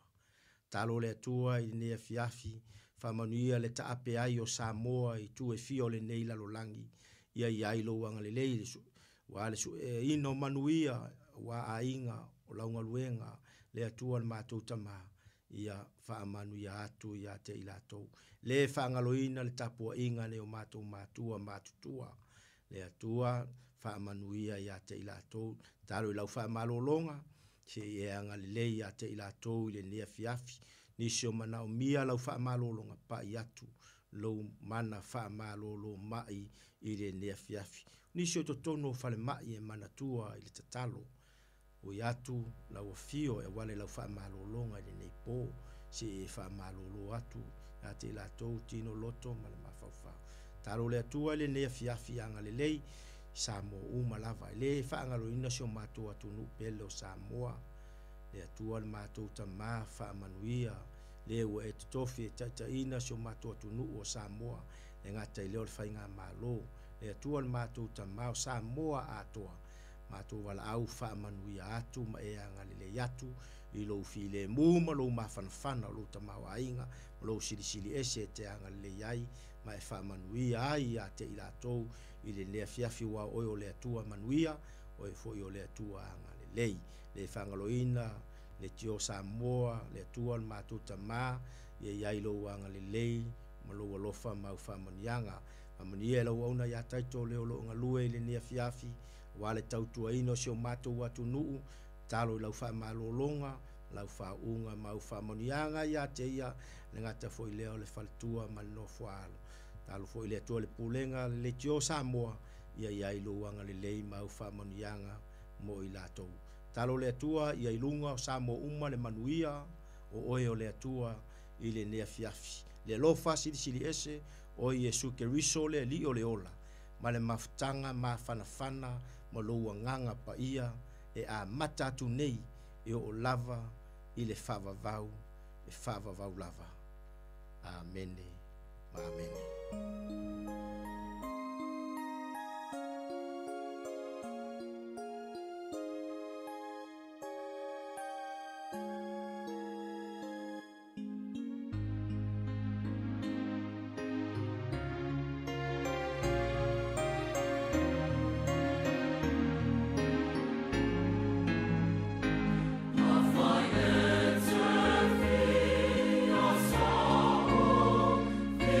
Fino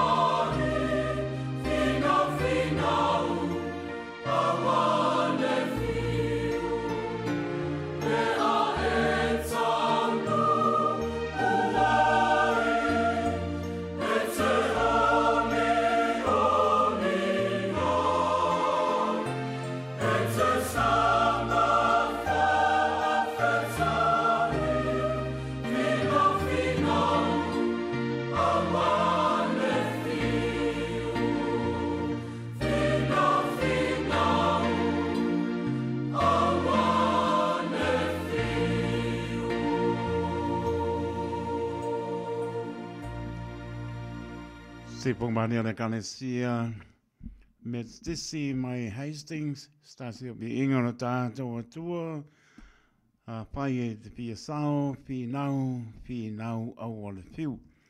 Mamai atu ele tātou sauninga notu e pe ona whaponga ia mea piapi tai o sauninga pasta e te wati tau sanga ngā lue male palitua e a lau bua i le Assembly of God i pāpatoe toi. Wa ponga le mano le tātou tunu o whanongolongo le mātanga o pio pionga pa ia lo tātou tua. Te tonu e le fiu ai lau whaponga mana o whanongo le upo le ola sulu i o tātou vai o le māmalama i o tātou wala.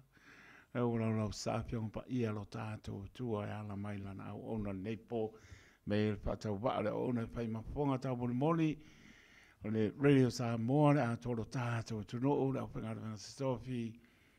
Mori atu pa mano mar pa tai lau sunga e te wati mano ta pena mano sa uni o le pa po maro ta to no ya la ngaina o pole ola tom ta binai e ano ta to so i fo mano ta to bola pa le nganga batu pa mano mar pa tai foi manatu mai ele nga wenga nei ya me se lavo ta to pa ngano tu i le tu la e ono mori pa maloma pa tai au pinga venga no pa na mo mai ava no ya wa lava tato pinga no tu de tu la e ono wa be lava ne ala leo le tu la e ono fai mala ba pinga no tato tu te le mano le tu no i tu asin sino le lava i manu manu ta po ai vole ato to le manosi ya lo ta ni lava pinga no tu i fia fi le tu la e ono ba to pa maloma pa tai pasta e te wanti te te le lama ia lofa le ali ia mo pel lo so i fo soroi mo so i fo mria le tino fa sili le nganga ia wa lama le ngal wenga le tu ro pe na ngal we tau swin no vai o so i fo ni nganga mo ia mo na ma lo fa mi le li o po ni se por clame al wan ma le canesia ia pa mi le li tau ni le li sei si la le tanto e fe lo iai po i lungo ala nei po ora ia pese atua le ala le atua so i fua poi lo so i fua pa tau nei moto malawa ia pela po mar pa tu mano po ala mi so mano longa le nei po ai va tuir nei la le se ava no foi ia wa po nei al anga mo po se lo ka le si o lo ta po io foi va ne fi a mi so malo le pa long pa ia le tu le ngata le ona i tau ai nga foi ia malanga pa lo e te vati aftai na sunga le wa taito ya me ne ava noi mo mole atu aile fa monianga male nganga faftai mato tai ya ole tai fono ia pol tai ole tanga luenga le sunga ta ele mo vai mika ia malfaltua le ngata foi leon tanga luenga i New Zealand nei ia manuian nei yaso ile lo fo le tua ia le ngata foi le ia molile fa monianga malfaftai telefoi i au na le tua so se fata fai taulanga i am fai ona tato mafuta nei por kalame le ngata foi lo fia lava se vai ngo Aotearoa nei New Zealand ia fa fonga mai ai au na le tua ia tua mai ia mo le atu ia lo faanga fa manuanga tato lava le tino keriso ia tasi foi tato i lumo le tua u ia na ese ngo tapoing ia tasi le tua lo tato ona tato tapua ai ia mo le atua lo faanga fa manianga ia au na tutofia le atua ia fa manuia le atua nei vai aso au mga luenga ngate foi ia ta to mo le lo faanga si utama ia lo tapu ia mtapu mai ne fiafi Samoa so tama ia fito fa sanga ia alo fatu fa mani atu le atua ia si utama ia ngate foi ia mo le lo faanga si we kale si pele lo loto the Rise and Shine Ministry i papa toi ia sekali si pele lo loto e lo mfai no mato ngalului fa manu ya tu le tua alo fa tu mo to ta mama tina mai fa na ia le ngata foi le taito mo le lo fa angal tato ulenga so tato le tio sa mo fa yanga ia sili mo la usunga taito lo tu mai foi ne fiafi o pe le mau mai le tua le ngata foi le malosi fa le nganga tino foi ia wale tau tua ina so tato atu no ia wa pe nei po kalame man nei le tio sa ia lo fai ma fianga so tato atu no e fa fonga mai mo mai ai ia o se vai la au fia fo i mo i la to ia mai se ne tato matua fai ma fianga mo i la to fa fofonga mai pe na isa unoa lo mo se avanoa e faitapua i ngai nei asa ia lo faafofoga ma tatou tapua i faatasi nei afiafi ia mo le foi lo faaga se o tatou atunuu o Samoa ia so o se Samoa faamanu ia tele lava le atua manuia nei vai aso le amataina le nei vai aso se o lo le fauina faamanu ia le atua ona o Iesu amene. Marova tai sa loa te wasi pa pena na pai mia fo ia tui lungo ala la tato pelo i pea e mia lava po pangar vai aso mo pa soi po ia soi fu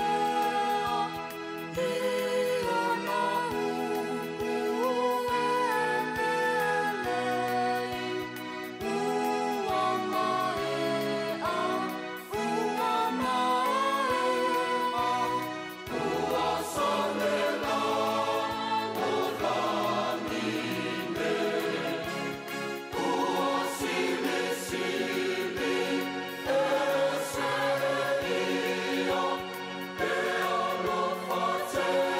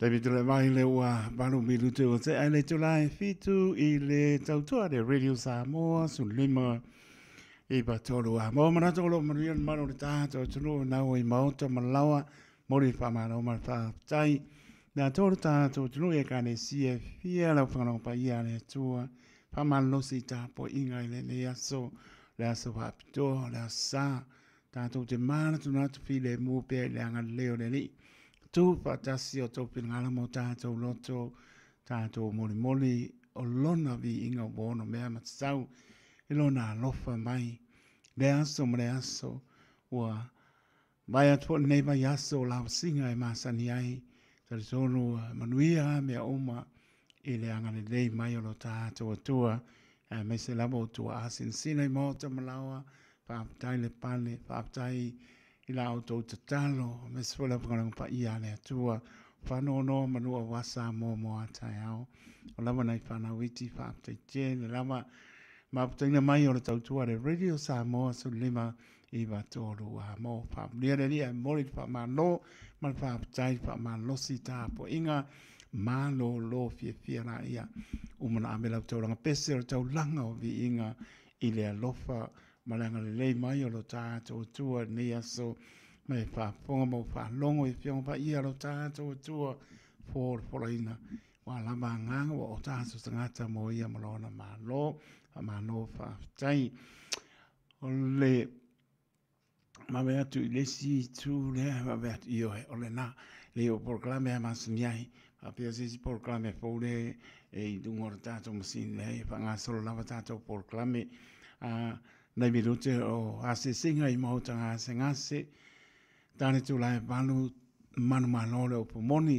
anga ile tu lai bato e whaolola leurua i alofa taunga i polo tautua le nei po ai anga leile le i lau whasaunga sa moa mano lo fi le mo mane fia ua oma o na ambe o lau talanga pese o tau langa o vi inga o tau langa o whaaptai i le atua i lona manatu mai ai tātou ei te me whaabai bai e tātou a me se wo mai sai sa loto ai mai anga venga yaso e ono sa anga rue ai ia taun whaamanosi mara sa ia tātou te maua pēr fia i le tu umuso le nganga pa ia so san siri le mo tātou ia whaamanosi tā pena poi ia le anga tu au ngā venga le nama yaso pia ngai pēr ngai alum whanau i mano longa whaamlia le tua atalo foi ai la to uma la lo mavuta mai lunga o le apia polinga malunga le YouTube channel ya lo fate la to mo to fa tai map to mai ia manuia foi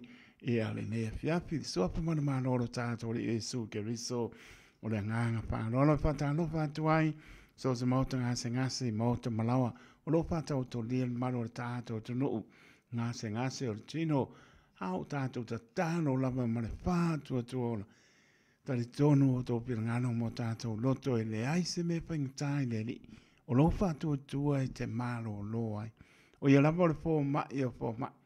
E tei me alu lau sa i ringa o e le la vāta talo. Ia lo tua panoa le li. Sila le li i lo pirangano mo lo loto. Pāu ale o le pisi sila i le li. Peo iai lo pirangano. Peo ia le loto o taito. Tātou te whātua tua mana tari tonu sa ili fe sili le tua. E manui ai mea oma i lo tātou soi fua maola ni nei lalo langi le tū mau. Lofa te lea tō se mauta ngase i mauta malawa i aho te oro nei te tālo pea. Ia iai wha mana o longa lo tātou tua e pa iatu pa iane pa ifo. Maua le malosi tātou te au na mo ia malon pinangalo ia tunu e mamao lova penana maputa mai tato porklame o asi singa i mauta ngase ia angare le ia tu lo tato rei o ia lava o fo mai o lana pa mano longa tato te mano losi ai o lofa tu e te mano loi Bye.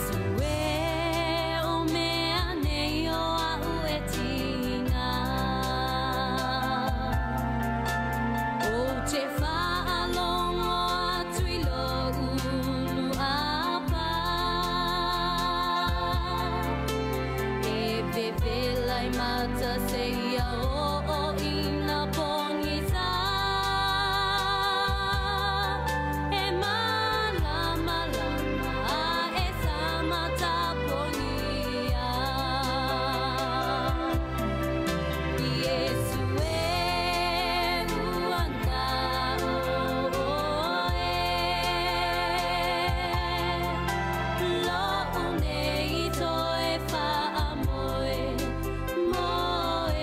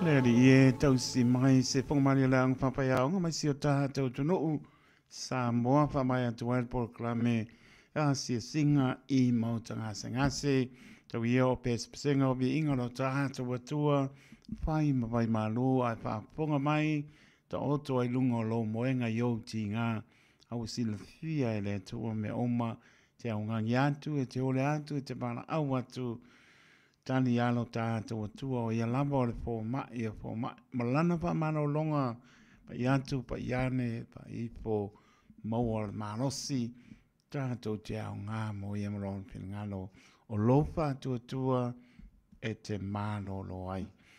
Ura atu lo tō soi fua, nā sā mo mos whaponga le tātou proclame o asi singa I mauta ngase ngase. Loa su tonu miru te ona tāna le tu lai manu, tāna manu, manu mano le upu moni le ai. Tāna manu. Toi whaolona le urua I alofa, pēr tāne tu lai manu, tāne tu lai iwa, toi whaolona le urua I alofa, ia ona tonu ngai po leo se tau tua e le nei po, ta tonu o lo o manuian manu le tāna tu tunu, wai maunta malawa, toi moli lava le wha malo, ma fa taile a toro tato tunu e kane sia fia lau tau tua lotu me se lau pengalong pa ia ne tua le fola ina le upo le ola solu yo tato vai o mam lama yo tato wala fa malo fa tai pone yaso e wei umurmia ta po inga fa malo fa tai le fa malo losi ai ya mano lo file mu mane fia o le na e o sauninga te langona le ofo ina lo soifua me so lau tau langa pese tau langa o vi inga o tau langa o whaapatai whaafonga le li tu patasi ai o tau pinangalo mo tātou loto tātou vi in whaapoe o le vi inga o le whaamanu o le whaapatai mo ono mea matatau o na vi inga me so le upo o le pola i hana mana le upo o le ola maua ni nganga ia ina mo ia malona malo moli fo pa mano ma pa tai la pa pa ia le tua pena ina la unga le nei as pa malo pa tai manu ia fo pa sa unga nei pola to lunga le ala awale pa unga ina telefoni ta ua le sa unga le mo mota malawa ta ua le mo le pa sia moli ia e tai me kulia I lo si lang ko lang me mata mai ai ngalo ya oi la po e kuli mai lang me makarga ka la e o le le kula langin mat pangi ka la sa oi ia marka mo male ia ala tu dia lo sa o sa o ia pe inale le winga na ta un paiatu ale radio samo ta u te le le mo le pasia moni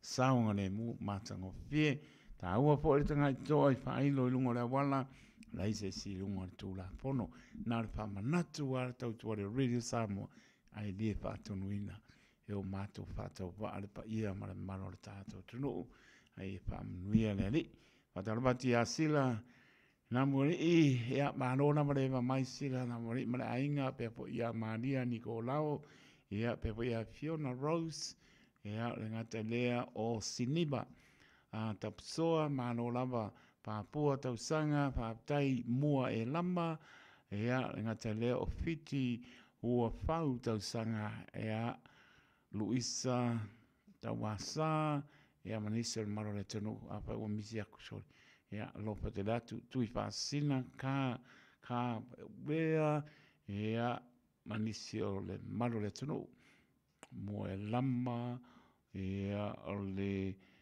UP36 ia manuia lama o toa tonu e mao ua luaku le maruru i Amerika o le na ia sina leo mse on tu atina o salia ia pe maro le tonu lo mafuta mai lunga le api o fōlinga ia malunga le YouTube heno alo patele atu tana tato laina i minute ia le taina le valu le isa to proclame apa o I se aso soifua mora noa tolu pitu tasi lima I batoro no vera ia bala o mai pe pe se aso soifua dio ia la fo se tu langa ia no tala tato laina tolu pitu tasi lima I batoro no vera tato email on the air at radiosamoa.co.nz Facebook page ia more leila ma ia an fai lo po ina ano tala tato leina ia ile ia waku le ska ko por kalame ma le nganga whanona.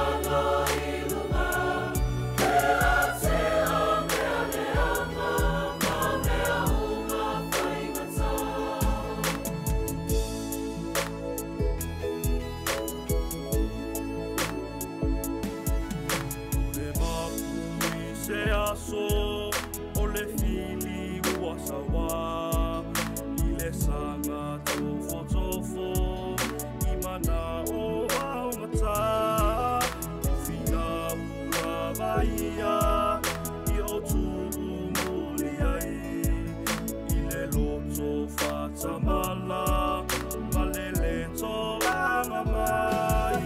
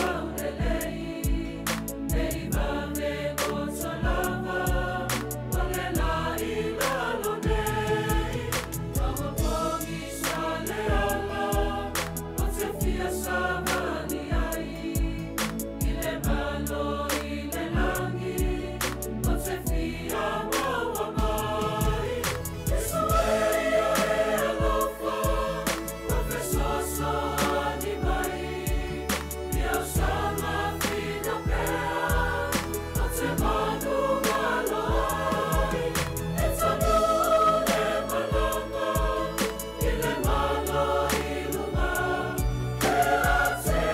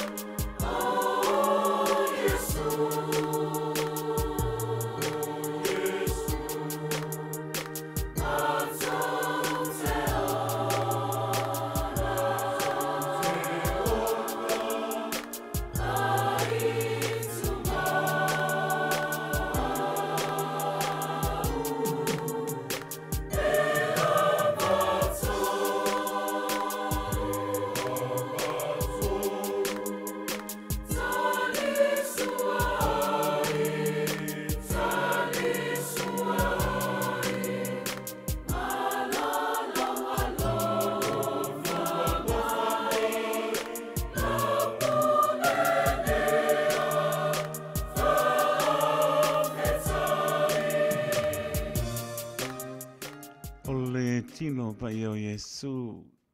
Kalesia Evangelia Wesleyana Metisi mai o tau. E laua te ulai marita tau taiwe laua tolu minute ta le tu lai. Malu patala watu ia sila na mori I male ainga pena wea Fiona Rose. Ngā te leo Maria Nicolao o e seta tango moa pe po ia e talanoa tui tā. Ea mai la to umalawa maputa mai.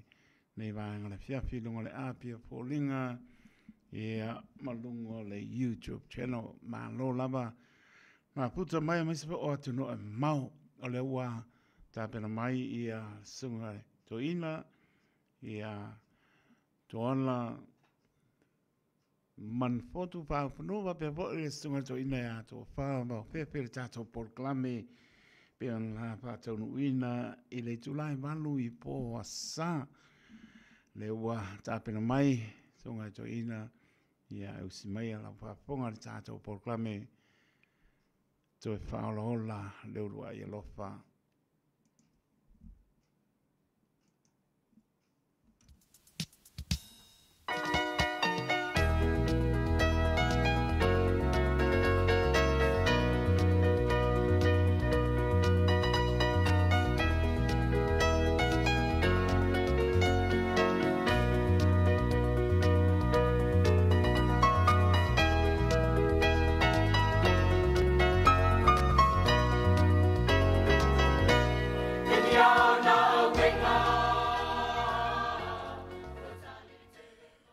Soi fua manuia si o tātou atunu pele Samoa I la whaasausauga I le neia fiafi.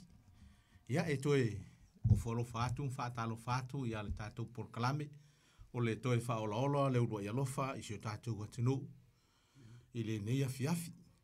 Ia e le ngata I lea, ia e whaafiloa ai mu whaatalo whaatu I au na tofi le tua mo lātou whale tua I so te whaatawhaitaulanga. Ia whaapea fwoi ia o mo lātou whale tua. Ia e maise o lau whainga luenga te tofi le atua e so o se paenga o le neita fo le lalulangi. E a vero whaatau waa e whaima fonga o le whailaunga nia fiafi. Ia e maise le pulenga ma lau whainga luenga le neipor kalame. O le toi whaolaola le ulo I alofa. Ma tu te ofo alofa whaatalo whaatuai. Lasi o Samoa o whea lava le mea o lo e maua mai ai le tātou por kalame nia fiafi. Tonu maota malawa o tonu o lau sapo o ta vale. Ia po se isi lava tafo le lalolangi o lo e maua mai e tātou whaasalau. E whaatalo whaatu tātou por kalame lo mafuta mai I le neia fiafi. Mnatu ai lea sa maua ia tāpua inga fia o le neia sa I tono o maota tāpua ia po manu. Whamanu eina fo I tātou I upfolfola mai au na lea tua. O ena tutula I le nei I asa e folfola ina le finangalo o lea tua.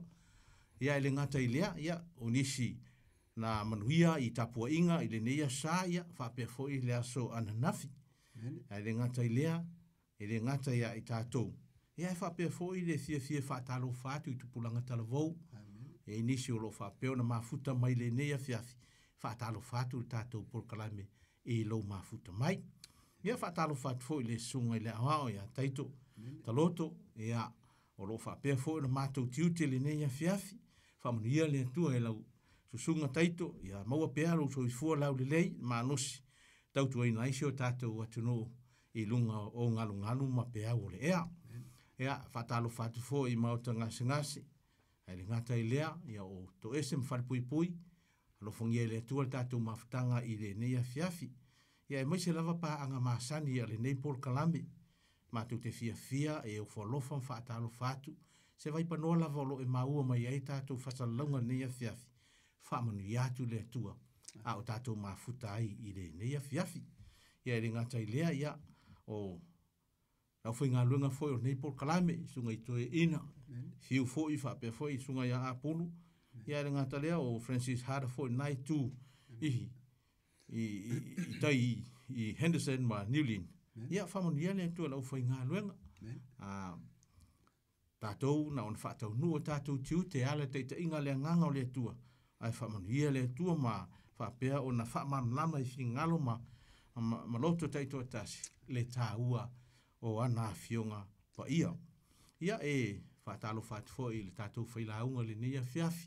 Ui lau fo ina masani te leo taimi, ia ai o le folfola ina o fionga le tua, ia whamanuia le tua, tau ina ia whamanuia ina si o tātou atunu, ia mai si o tātou a inga, ma paanga le nei Paul Kalame, i se vaenga o le fionga le tua, o le a whapeona whaasoa mo i tātou le nei a fiafi. Ma tu te talo i a whapeona maua umalawa i tātou, o whamonianga i ala le nei Paul Kalame i po sata i tasi. Ia manatu foi ia o le sa muli nei o le nei foi masina. Whawhetai lawa i le atua e lana ta inga soi fua si o tātou atunu. Ai le ngata i leo paanga masani a le nei Paul Kalame a mese lau whai ngā luenga. Ia marpūlenga ma lau whai ngā luenga le Radio Samoa. Su lima i watolu e tusa i le whaonga haina o le tātou ala leo mo tātou Paul Kalame i po sata i tasi. Tau nei whamunuia le atua Samoa. Ia o tātou mafuta i le nei a fiafi. Ia maua pēr i tātou le file mua le atua. Mai fo i o maua i ngase o le tino. Ia mai se lawa o tātou ta mama tina mātua. Whamanuia le atua. A tātou mafuta mautou. E ala le nei Paul Kalame le nei a fiafi. Ia ora au saunia ia tātou talo. Ia ona soso o tuai leo le tātou Paul Kalame. Le atua manai. Le atua le tamaa. Le alo ma le anganga pa ia. Whaftai tele la vai lau tau singa si o mātu atunu u Samoa. Ai mai se o lau au whai ngā luenga tutofi so se whata whai taulanga. Mātu te talo le atua whaftai. Whaftai teimi o foina. A wā le tautuaino lau fio. E ala le folofoloina o lau lava fina ngalo. Whaftai mo mātu ta mā matina mātu tua le atua. Mātu te talo. Ia whapeon whaafua loa ro lātou soifua. Wale tau singa o ainga. Ia e maise o le turi vahina. O mātou e kāle sia e fia i tonu o Samoa. Ia e maise o le lalolangi a toa. Ta talo mo tupulanga talavou o Samoa le atua. Fia nei Paul Kalame. Mātou te talo whamanuia i lātou o mātou mafuta. Whamanuia i lātou o lo maftia le nea fiafi. So se maota ngase. Ele ngata i lea uso mtua whawhina lolo to ese. E atua mātou te talo ia iai le whamunianga laua fio. Mātou te talo fo i laua fio le li ie. Mātou te tu inatu i mātou o ni au auna whatau wā.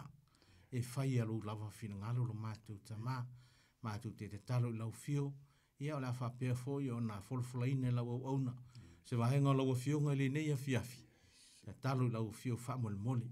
Ia wa ina i mātou i whamunianga whalelangi ala ia wa fionga. Mātou te whaalongo ma whaitau ai. Ia e sili o na mātou ana i ate oe lo mātou tamā. Awane o na mātou whaitau le atua. Ai o mātou whaitau ma mātou whaia lo lava fina ngalo. Whamunia i lau o whaingaluenga ma pulenga le tiore nei pō. Lau auna ia teito taloto lo whapea foi. O na mātou whaumaina ia ma mātou ngalulue le nei a fiafi. Whamanuia lau fio, se teim foi o le atu ua nei no whanga, fo iatu i ainga, tai lau fio, matu tue mau fu se whilo inga le nao sao mua, ai fo i lava le vi inga i atu, oi, lau o whainga luenga muri mai le tua, ia whapeo na iai, lau lava a au, mau whamanianga mu i latou, whamangalo, i o matu se, o matu whale tonu ai, ono Yesu o matu vala au tuai nei, amen.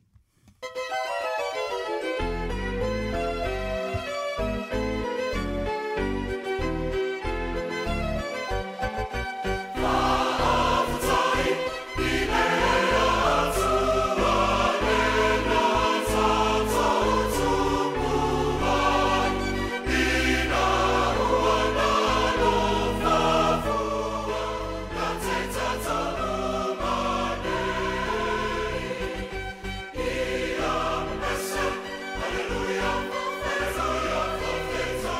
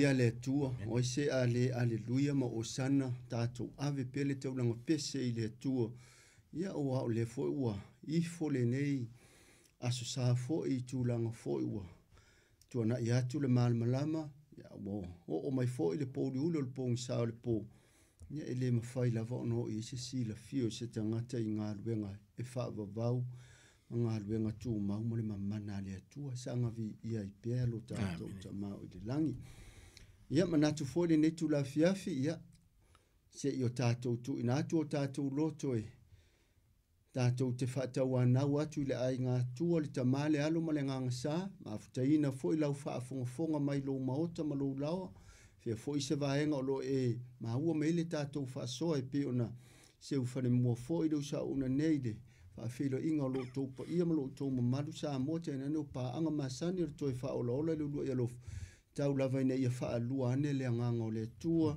tu mumusuina foi lo loto ia ma tātou manuia e ala ia fionga tala ngata le tua ia tauna ia le anga le lei ma le alofa o le tua le tamale alo ma le anga sa ia le tua tu taspa ia ua mafutaina fo i tātou le nei tu la fiafi o le talo fa manuia le tua i lau mai moanga ma lau sila tapu i mai ia i le tātou fa soa muli fo le nei aso sa fai o le masina lo naiva au tātou anga tu fo ia i le masina fo i tā pena i nei whanau mō lo lātou aso wha pitoa ia e fo le taitonunga ia a tonu le fo i lau whanua o te ro nei fo i le tau dio le fala le apurusio tō whanga ma le whalaefu ia i le tai po le palemia fo i so tātou o tunu o samo i sifo ma le whale tua ia tauna i anga le lei le tua se taimi e toi ta liwa tuai ia e tusa o sa idinga ngase.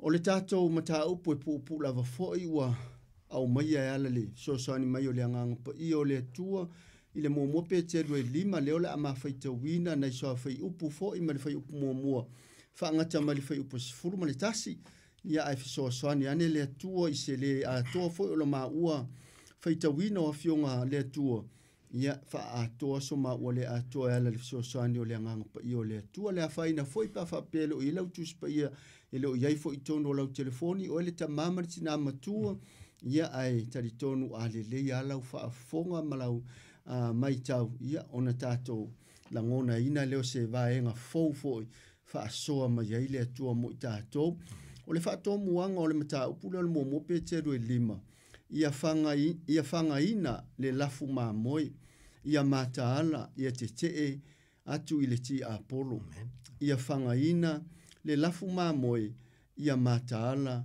ia te te atu i le ti Apollo. O fionga pa ia le atua momope te ru mata upe lima le ama whaitau whela whalafua i me le whai upu momoe whaangata mai i le whai upu se furu ma le tasi.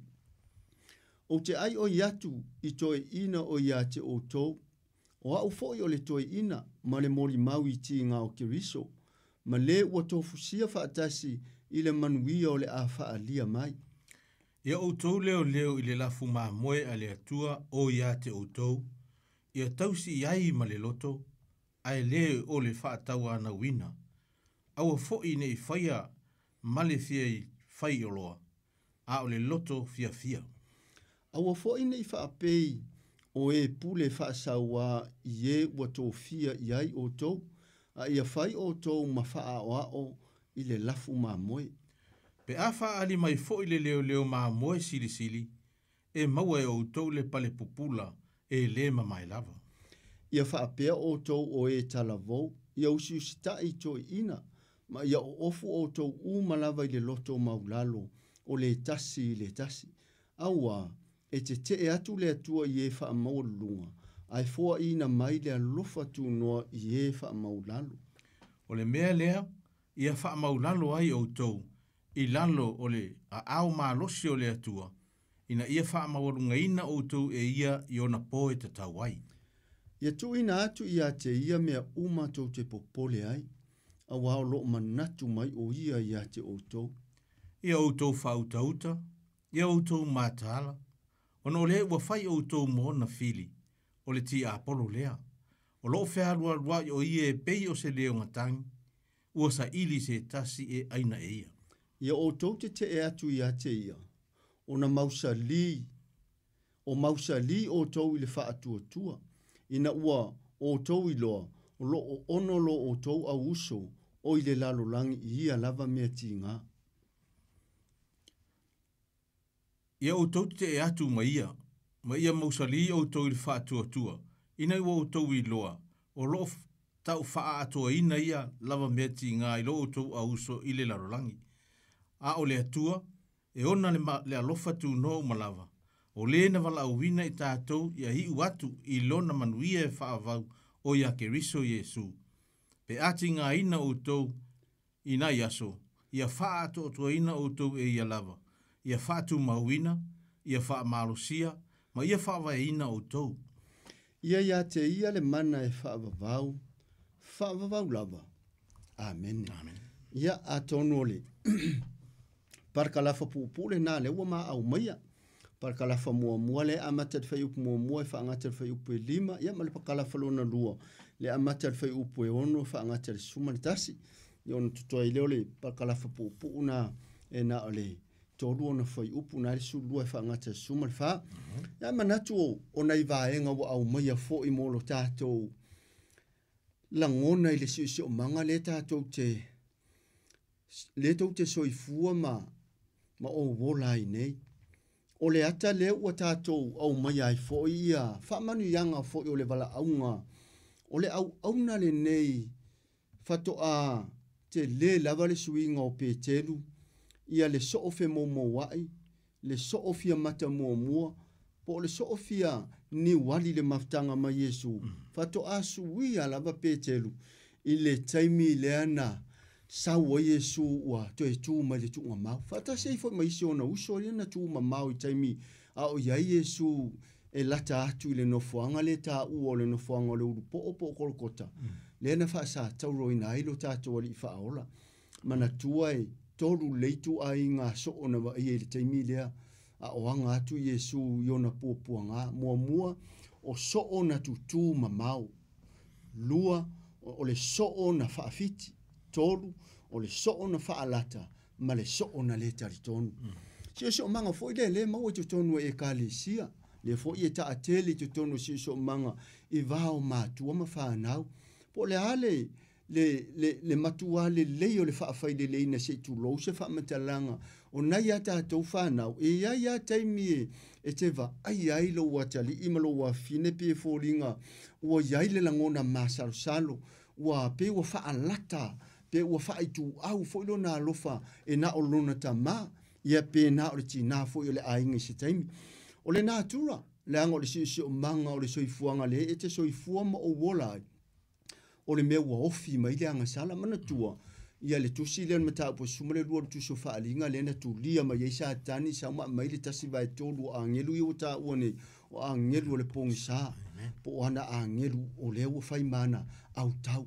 E o sofa ia ile tala le lei ma le tu tau ale atua ai peta e leo se meta tu teatro tu vale fa no ma loto vai ai sea le anga o Yesu o ia o le au tau o le manu malo sa tani lava ia o ia o le au tau ale to ila lo popo ma le faia ina o le la tatu te ia ile te mile matua fa tu muina lava Petelu le anga pa ia mana tua a mo so wa no nga mata o petolu na sala unga I Petelu ia e ovale lima afe na oli tu pauta ma tangata na di liu le la unga tasi ma le tele ma le no ayo o va venga na fia I le la unga le a Petelu a mata mai ia le Petelu fe mo wai Petelu le ana na ia sei foi ia le anga ese pole polo le fita mai ia tai ai le taringa le fita au ina foi na fai va venga Yesu o le anga tu e amor sa tau I le toi pa ia tu matoya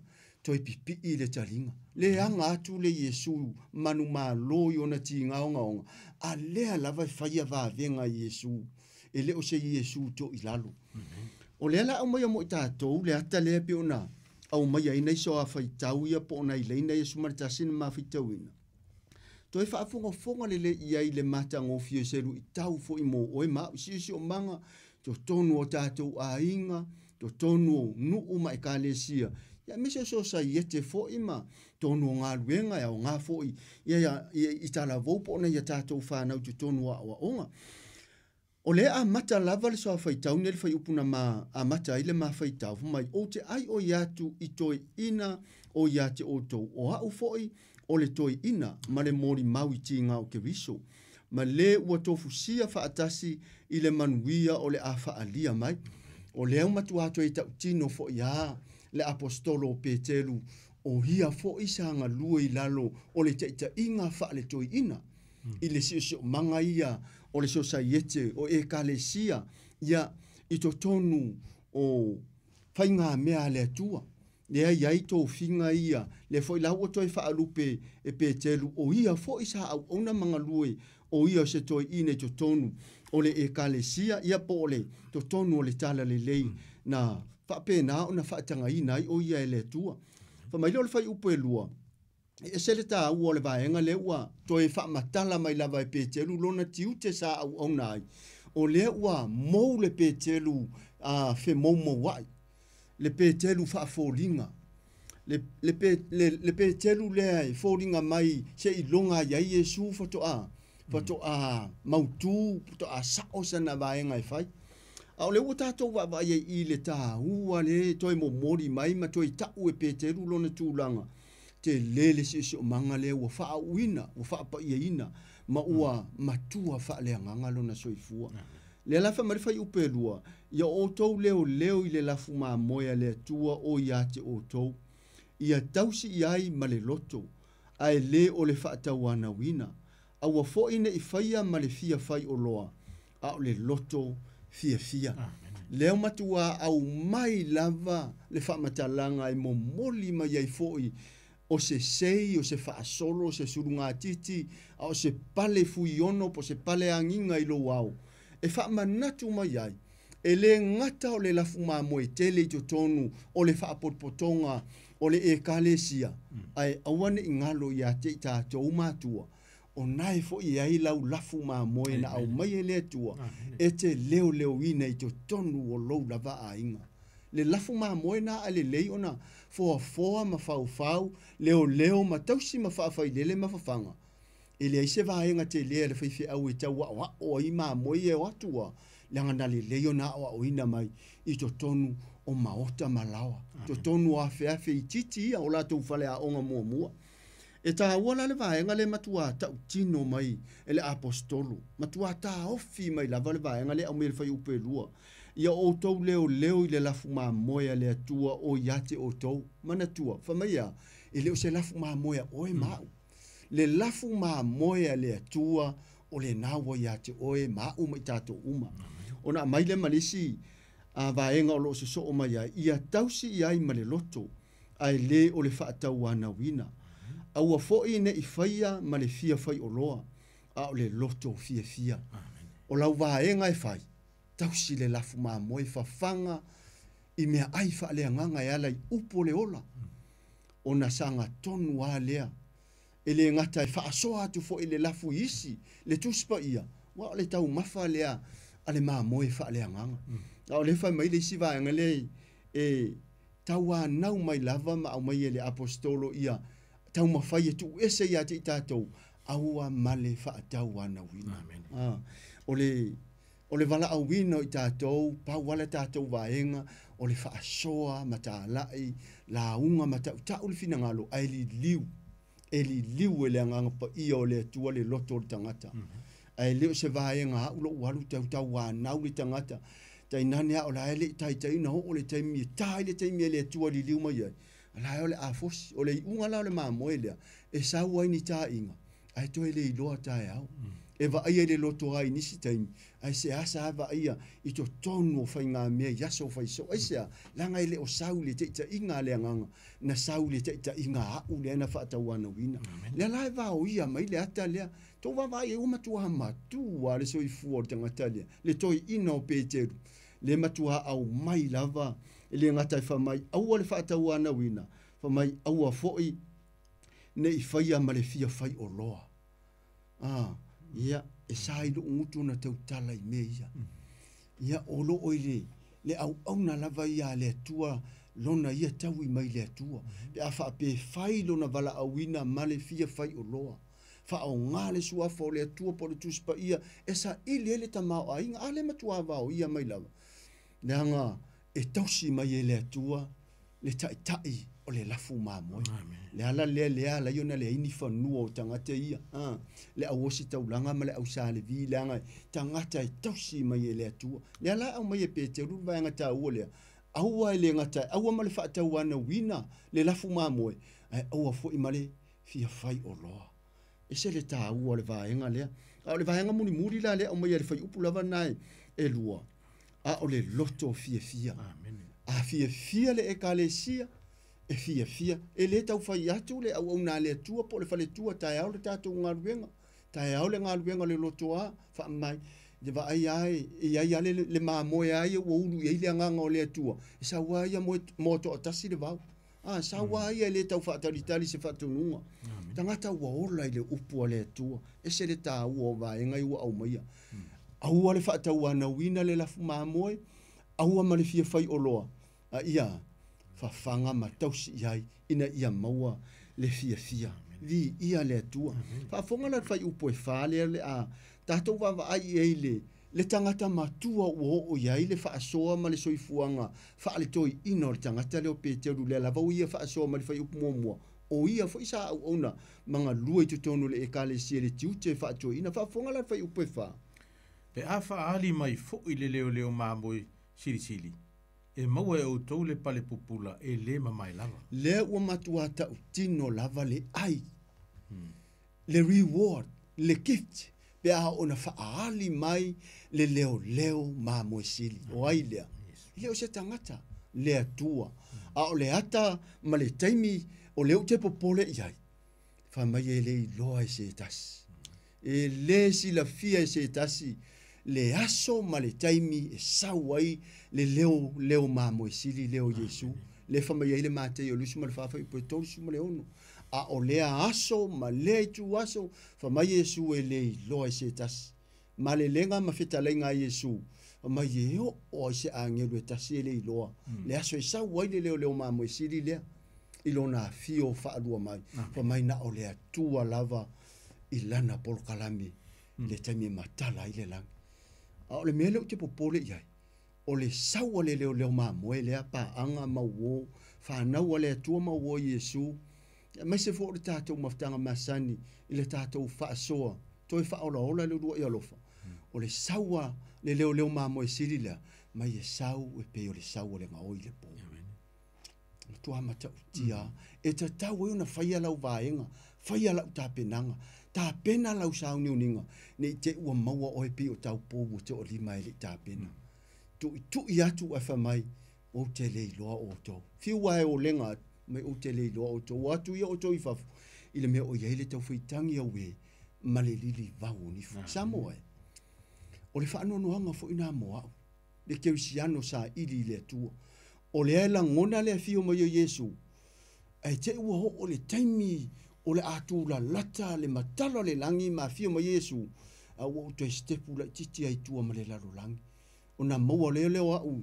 I tau pou ia na o mai wale se whamini. Ai sa ta pena uma lava. Sa tutu uma la tau la mepa. Na la tau langona uma le leo le whato a whaiawa.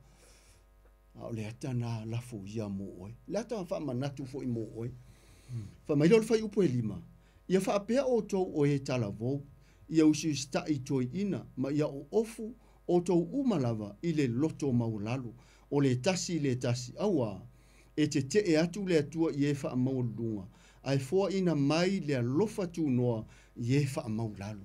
Le fe aulale o momole mai le apostolo.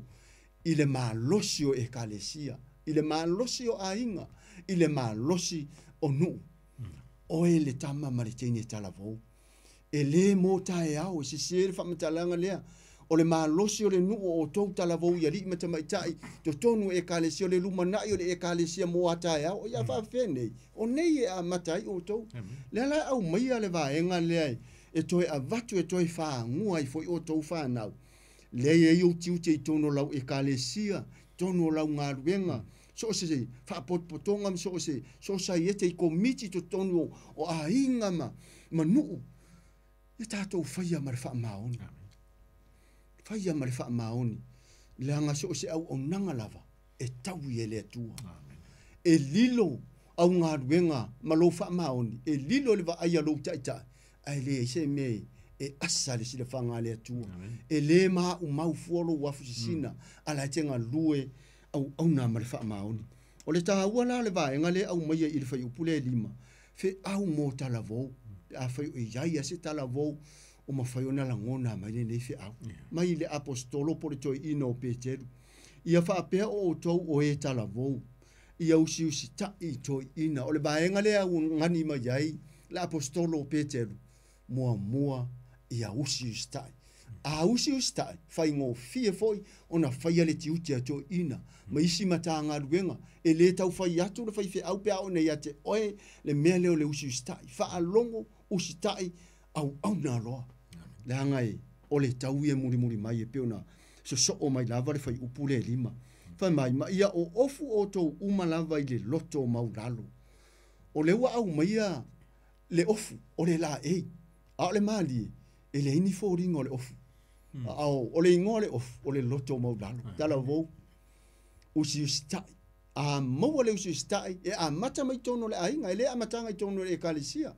Le anga fa fo linga la me le lo sa e usta i lo i le ta o le laf e te le fa longo yo ma tu te tari upu te le amba e a mata mai le usta i tono le ainga alu watu fa ingo fie le tiute ale au na le tua ma le fa le tua alu watu i so sa yete te tele te tango e u tupe o e te utupe le ai se seni te tango ya e nga oima fa au nga ai se le anga yai le ava le anga na a mata mai ia le upu na toto ina e matua fai ngō fie ia, pe ngā wai whanau, ia fionga pa ia lea tua mare soi fua whale anganga. Usi tai, umaroa lea whamai leo Paulo, o le apostolo Peteru, o na e la ei loa lea i le ofu leo le loto mauralo. La ngol wha amu ia lea lelo na toru e wha amu ia iwa Yesu me ta upe lima tusi yoane, amu ia e loto mauralo, a wā e o la tou le maa lo le langi.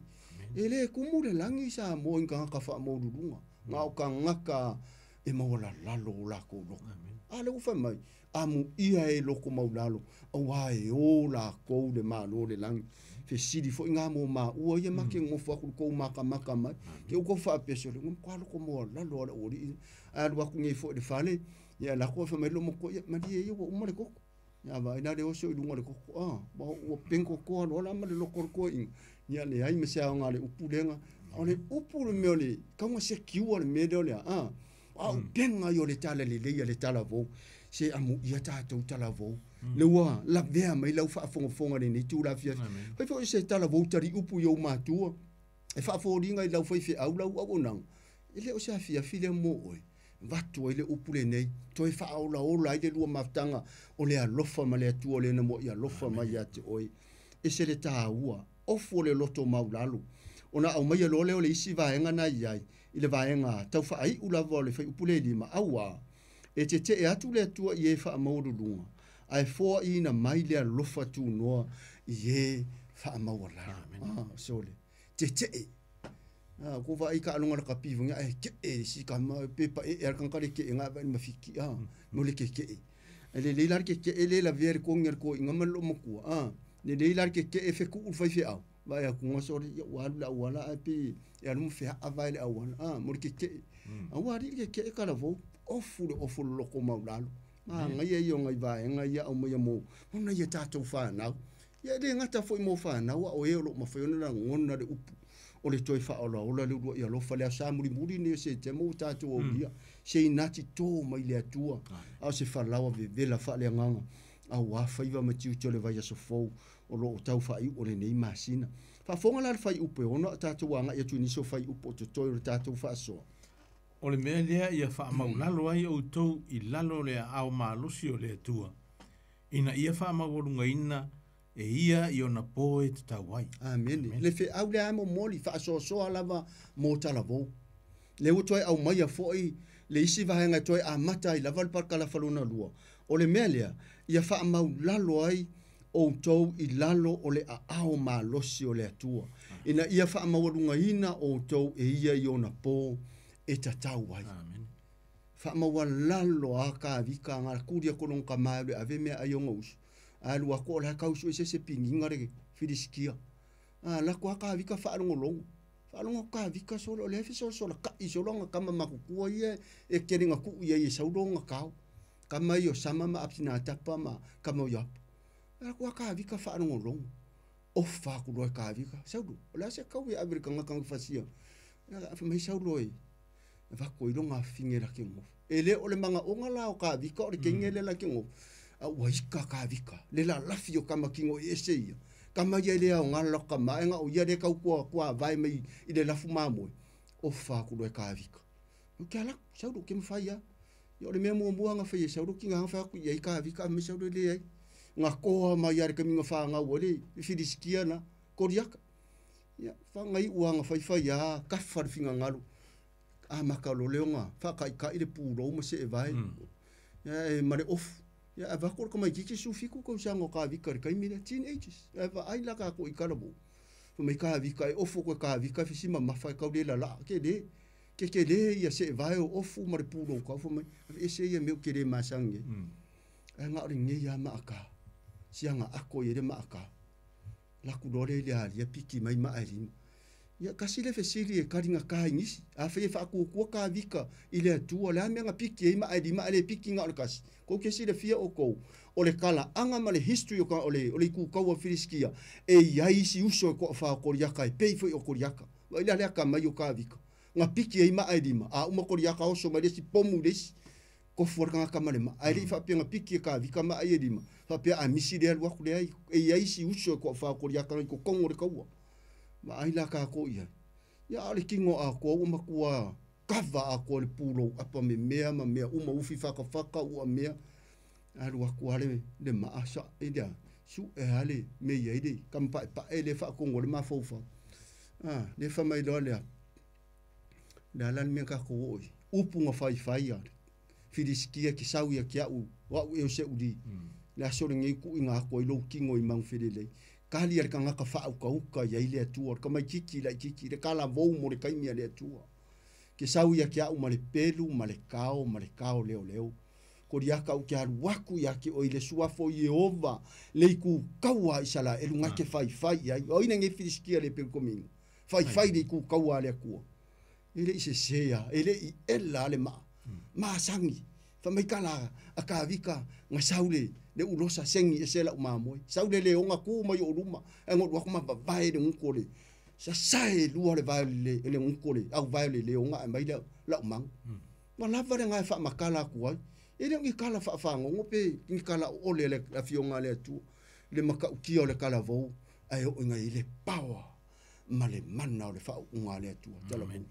ele sisi kai me ko fa unga kala vo mo le tu kai mi ngi a o maua le malos ya na le me ngai uire ka yo nga ka didi ai la lo filiskia la ku lo ka vi ka ku ai ma ko va vai se ngo le ka le fa maua lunga al wi fa le lo a le fa maua lo inga le fa mai nga uso so le vai lo fa maua lunga o yo ku o i le la fu ma mo wa sa do fia maka le ko i fo isi kai me ku po le foi pionga ma ngai ali kala le ma o ngo le ala fa longo mai foi ai u leo le sunga ma tua tau langi a teto le lo le wi ala foi le lo le u makua la ko la ka o ainga e alu waku le sila o fo i ku le ainga mai ka ingo e ka mai tiki de avai so le ai e sili aku le anga le lo ka makua i ko le ainga le lo ngai ngala ngonga le mangongi le anga le anga sala mo le ku ngau fo i le ainga ai sa no other place like your home. Amen. O lo ainga o le o langa ke furi ai. Ya, le lau au mai mo tatou fa fonga la fai upo fitu. Le au mai isi nei vai nga taua ia tu ina atu ia te ia mea uma to te popole ai. Au ha o lo manatu mai o ia te o to. Tala wo ainga ma wo pele. La avila pole tu ai te mi uma. Ai o oi ma le lau so te inga. Yo o ia te au.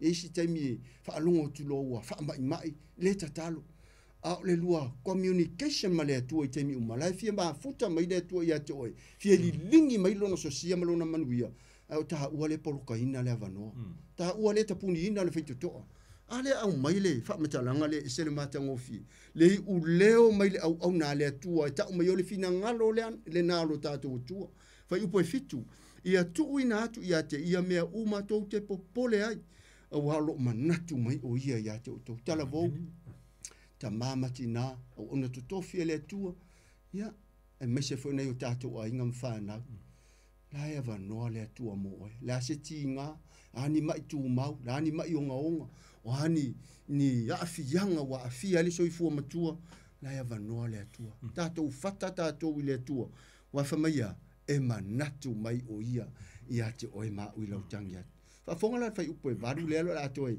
au mai ai nisi vaenga mana na ia au mai la apostolo mo tatou ia o tau fautauta ia o tau matala ono le ua fai o tau mona fili o le ti apolo lea o loo fea lua o ia e pei o se leo na tangi ua sa ili se tasi e aina e ia maka uki a fai ngā sākangi maha o langa o so fa inga ngā le faia luas furufai kula fiku aso le vai aso lo so fa inga ngā sākangi le faia fa maila apostolo Peteru ele kako kusi fai kau le mo Peteru le mafai upe varu ia o tau fa au tauta ia o tau matala o le a upenga le nā lewa au maia e Peteru e te fa ato i lalo ina ele fili le fea lo ruai fa mai e pei o se leo na tangi o fa atusa ele toi ina po le apostolo Peteru le fōlinga sa wao satani ua fea lua ruai e le malolo e pei o le tupu o manu vai fa walo toa fea lua ruai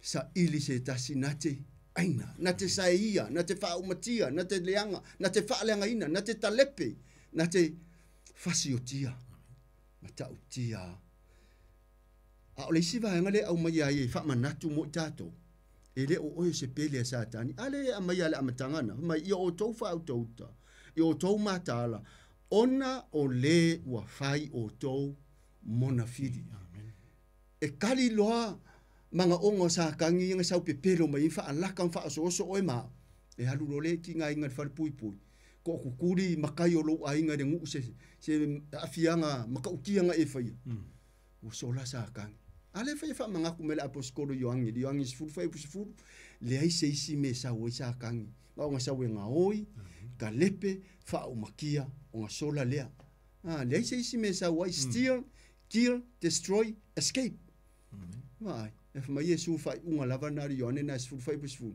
na o sa ne yo to mawale ora ma ia maua a ti dia lava amen e le ta to lali oni wo satan e wo fa lata tato a fa mai e maua lo tato mo wa fa ina tato solid tu la fu na sola lo le to e le to e mana ia mai e fa mai de fa matalanga le a Yohane ina ia le fano se tasi e fa tu ia te ia maua tato uma le langi male ola e fa va pele le tua o e ma le ale tu inga tangata doesn't matter le ale tu inga si o manga le ale mamau la o ese male tua o le taimi ate fo i mai ai pe ia le ate de wi fa mo o ili sa vali ta ma ka moi ai le fa ka ngai mo ku isa e un ka mo ese si ma ofu ya kala lo me ta o comment ile fa ka ngai nga or ka mo er ka malanga o yenga fo inga ku la fo ai se sianga sala kongi ma ngalu la ka ma nge ke mo ma ale ngu i longa kali ile wo fo i mai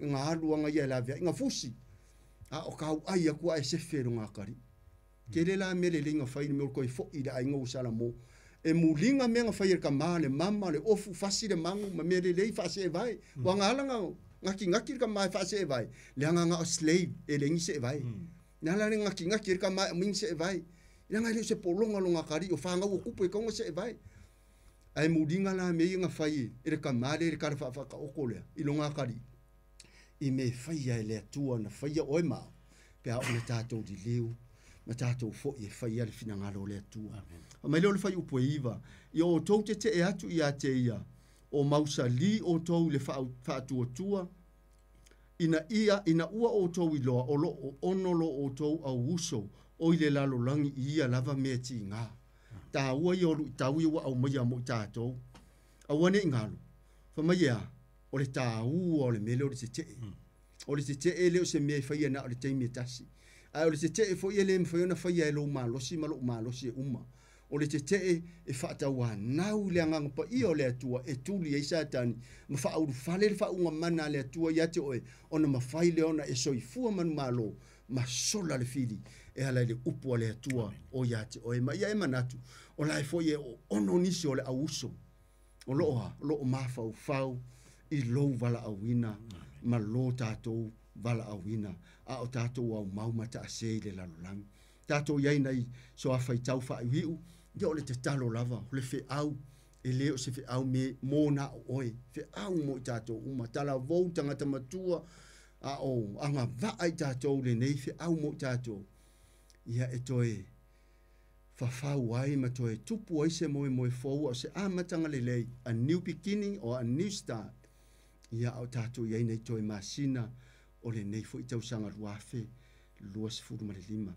tatou fa longo la fai upu e se furu le tatou wanga atu toi fai upu lo tutoi a o le atua e ona le alo fatu no malama o le ua wala wina o tatou ia i watu i lona manuia fa vau o ia keriso Yesu pe ati ngā ina o tau ni nā yaso ia fa atu o tau ina o tau e ia lava ia fa atu mauina ia fa malosia ma ia fa vaina o tau amen ta ua yo le vai ngale umo mori mai i ele apostolo Petelu a ole atua e ona le alofa tunoa umalava o le na vala awina i tātou ia hi uatu i lona ma malu whaavavau o ia ke viso. Lona winga o tō whinga ma au nanga ma ngaruenga uma ma whaiva uma mai le atua na tiute ma nā tō whinga uma. Ai le uvale la pe a tātou wha longo ma tātou la eile ofu le loto maulalo ma tātou si stai matalia ia le fautuanga mana le nganga pa ia o le atua. Wa le mwhanta tātou whaia le ngaruenga pe a le se wha unga pe a le whaatanga ina le nganga pa ia e taito lua ina oe. A whaia i lo malosi ma lo malosi e le umi a vai atu fo i wato o ai i pua inga ma o palanga tuai o le olanga. Toi fo ia i tua i le olanga wha ai kupito. A o le au maia wha maia a o le atua e ona le alofa tunoa uma lava. O lai le atua le alofa tunoa o ia e ona na mea uma. Ona au maia leo isi vaenga uma yolo o maia ai. O le na vala awina i tātou ia hi watu i lona mamalu wha avavau o ia ke viso. Lona winga o mea umalava tātou te whaia i le awala ma le usitai ma le ngā wai loto maulalo wha autauta ma le matala. E le o se mea whai fuolo tātou tau tinga i le atua ma lana vala awina. O e hi umana mea uma i le atua e ala ia ke viso Yesu o ia lava o le ola e whaavavau. Mana tua le tatalo umile a Yesu le yoanga ne sumani fitu a lona whai upu e toru. Lo iai upu whapenei o le neifo i le ola e whaavavau. I o tau tuu ina atu i le atua me umalava a waipe o nā lofa mai le atua ia o Yesu lava o tātou mawai le ola e whaavavau. O le nei lava le ola e whaavavau. Ia tātou loa le atua moni e toa tasi a toa malena ia awina mai o ke riso Yesu. A etalia Yesu o kometi lo tātou iai o oe mau o iate oe mau le ola e whaavavau. Ona au mai lo le male whai upu muri muri le ai. A nisi vahenga le whai upu lava le whai ur whai upu se furu. E se le tā ua. Wha mai. E wha ato o toa ina o tau e ia lava. E wha atu mawina. E wha malo sia foi o tau. Ma ile me whaia le wha unga mana. Pe a iu ia ke riso. Mea uma tātou te whaia. Wha ato o toa ina. Wha atu mawina. Ma wha malo sia. Ia ai. Tātou. E leo wha mai o le au angelu. Le hai. Wha mai e le ngata. E wha atu mawina. E wha malo sia, ai wha ato o toa ina i tātou umalava. E ala ilo tātou wha tanga o le anganga pa ia, i le wha au momoria le atua, e hiku atu i le vi inga, e ala ia ke viso Yesu. Ona wha mailo le mal wha upu muli muli sumane tasi, ia te ia le mana e wha avavau lava. Amen. A ia se upu e wha ai umele upu leo le amene, lono winga o se mea e whai pea.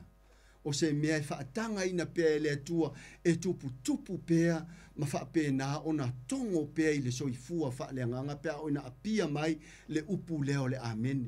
Pea hofo ina tā o to lua mai ni upu to tono le afiongo pa ia le atua pea o na whaaiu le whai upu sumane tasi. Ia te ia le mana e whaavavau lava.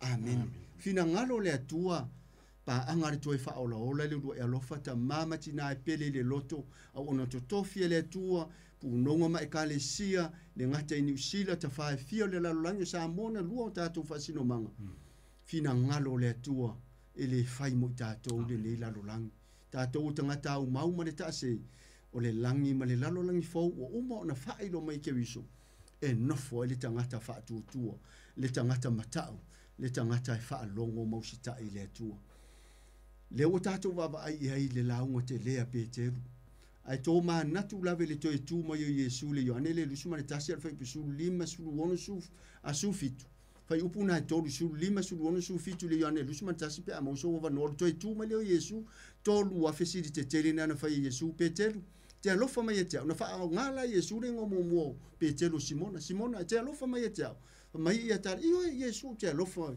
mai le tala Iesu ia e fanga mai o mamoi to e fesiri lona lua fai pusulu ono le Ioane lavana lusu mai tas Peteru Simona te alofa mai te mai io le io te alofa ia te oi sui le tali Iesu leo mamoi fai upa su fitu to e fesiri lona tolu to e fesiri atu Iesu mai o ti ngale loto Peteru ma io le io esile fia la voce alofa ia te oi me le Iesu fanga ia utama imamo le fe ana na mo mori Iesu le taimi le la ia masa lo salongo o Peteru le olanga fa le onga lua le fe auna le uto me mori me Peteru le fa to mua le mata upule mo Peteru lima ia fanga ina le lafu mamoe ia mata ala ia te atu le ti apolo le u matuala a Peteru bo upo Iesu a fe te alofa mai fanga a fe te alofa mai Simona leo a fe te alofa mai ti ngale loto Simona fa mai yoi te alofa lava ia te o esi le fie ina lava mai le Iesu fanga fa upo su 5 leo fa upo su 1 fanga fa upo su fitu o le Ioane na lusu ma tasi la se le sona te leo au mai ai ile tato wa fia ma le au fa fonga me se fo pa anga le tato fa so ia tele taimi fanga ai leo mai lava ele atua oe ma le lafu ma moe wo ia te oe Paulo tato vaenga fanga ia fionga mamana le atua ai tausi ma leo mai pea le atua oe wa vea ma tai po leo ma moe a le tato vaenga fai lele ma tausi ma fanga le lafu ma moe ia fionga mamana le atua se ia o na matala le langi ai fio mai le leo ma moe sili o Iesu le au ina atu i tato na tato tausi ma tatou le whaatau ana wina, tatou le whaia ma le fia whai mea, ana tatou whaia ma le tatou ana, ma le matatau, ma le alofa, i le lafu ma moia le atua wa foa ina i to tono lo si so manga i lo ainga, to tono e kalesia, ma mea uma wa vala au wina i tatou ma i le atua. Tauna ia, te le sevi inga o le atua, tu mau pia le whaatau waa i o mātou tangata. Whamanu ia le atua sa moa, ia to uma lava o paanga o mai moa, ma tapta po ai mai, turi manu matawhai fio le lalolangi, ia mai se foi, o nisi o lo o mai moa mai, i tūranga, ia i le tauria o le whala, o whaanoanoanga, le wala au le oti, misa mawhewaiwai inga o te anga i wafa uru ngā li, i whanau po, tama i taima, ma li i watu ua a inga, o no le poto ma le le, whaalongo i mātua, a viele neife au mo mori tala vou, ofu le loto maulalo, ia usi tai i mātua, o le ata fo ina lo usi tai lo ta mama lo tina. Ave ia tu fo, e ona e usi tai ma e whaalongo, ma e ava, au ona to tofia le atua mo la to fa le tua, to tonu e ka le sia pele. Whamanu ia le atua, i whaiva mawhi au, o le vai aso fo, e me se o le vai aso muli o tu uanga nei a tātou whana.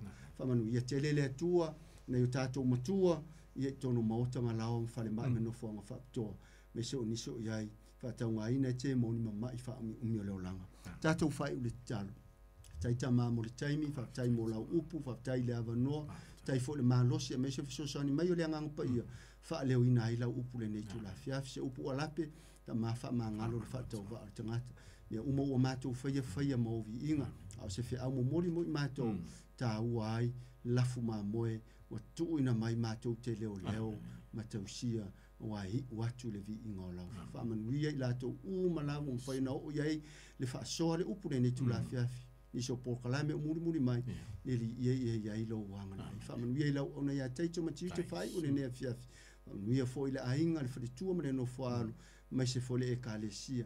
mātou te talo iau o ne tutofi punonga mai ka le sia sa mona lua maso stafala lang ia ngale lei fa manuia la fio mai so mātou mātua e o lava i tama whana wa sa moa uma mai ata mai o mātou lunga o malava le alofa tu no la fio file mu Yesu ke viso ato aita ma male maftanga mafna fana malunga ngang sa ne yo o ile fa va lava amen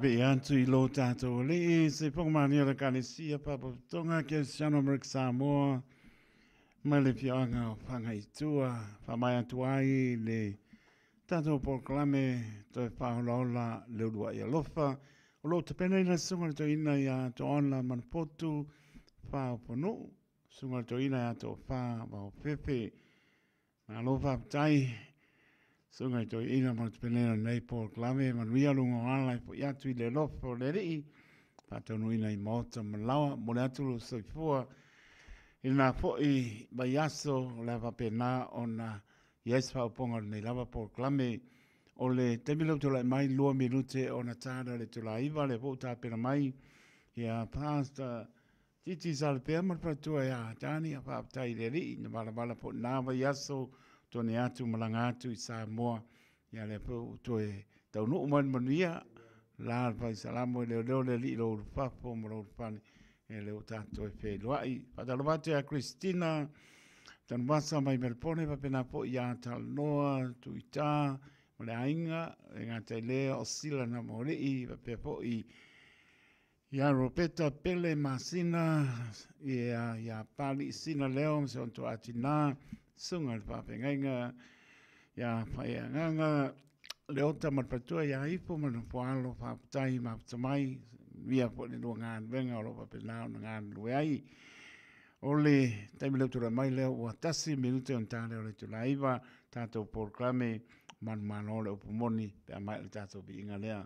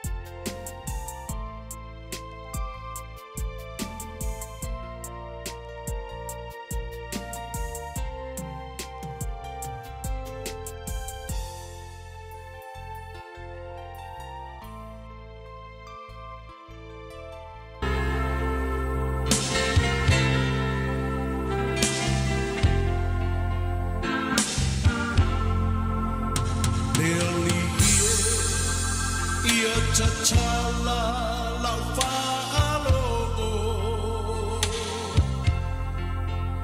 ia matala whai totoa olo uloto sauni e talia le pai mai o lau upu lawa fionga o te olai o lau upu o le sulu i o umae le mala mala ma o ilea i o uala e papoto ai patonu ai le soi puanga o lau upu e paia e ai le mana. Thank you, Jesus.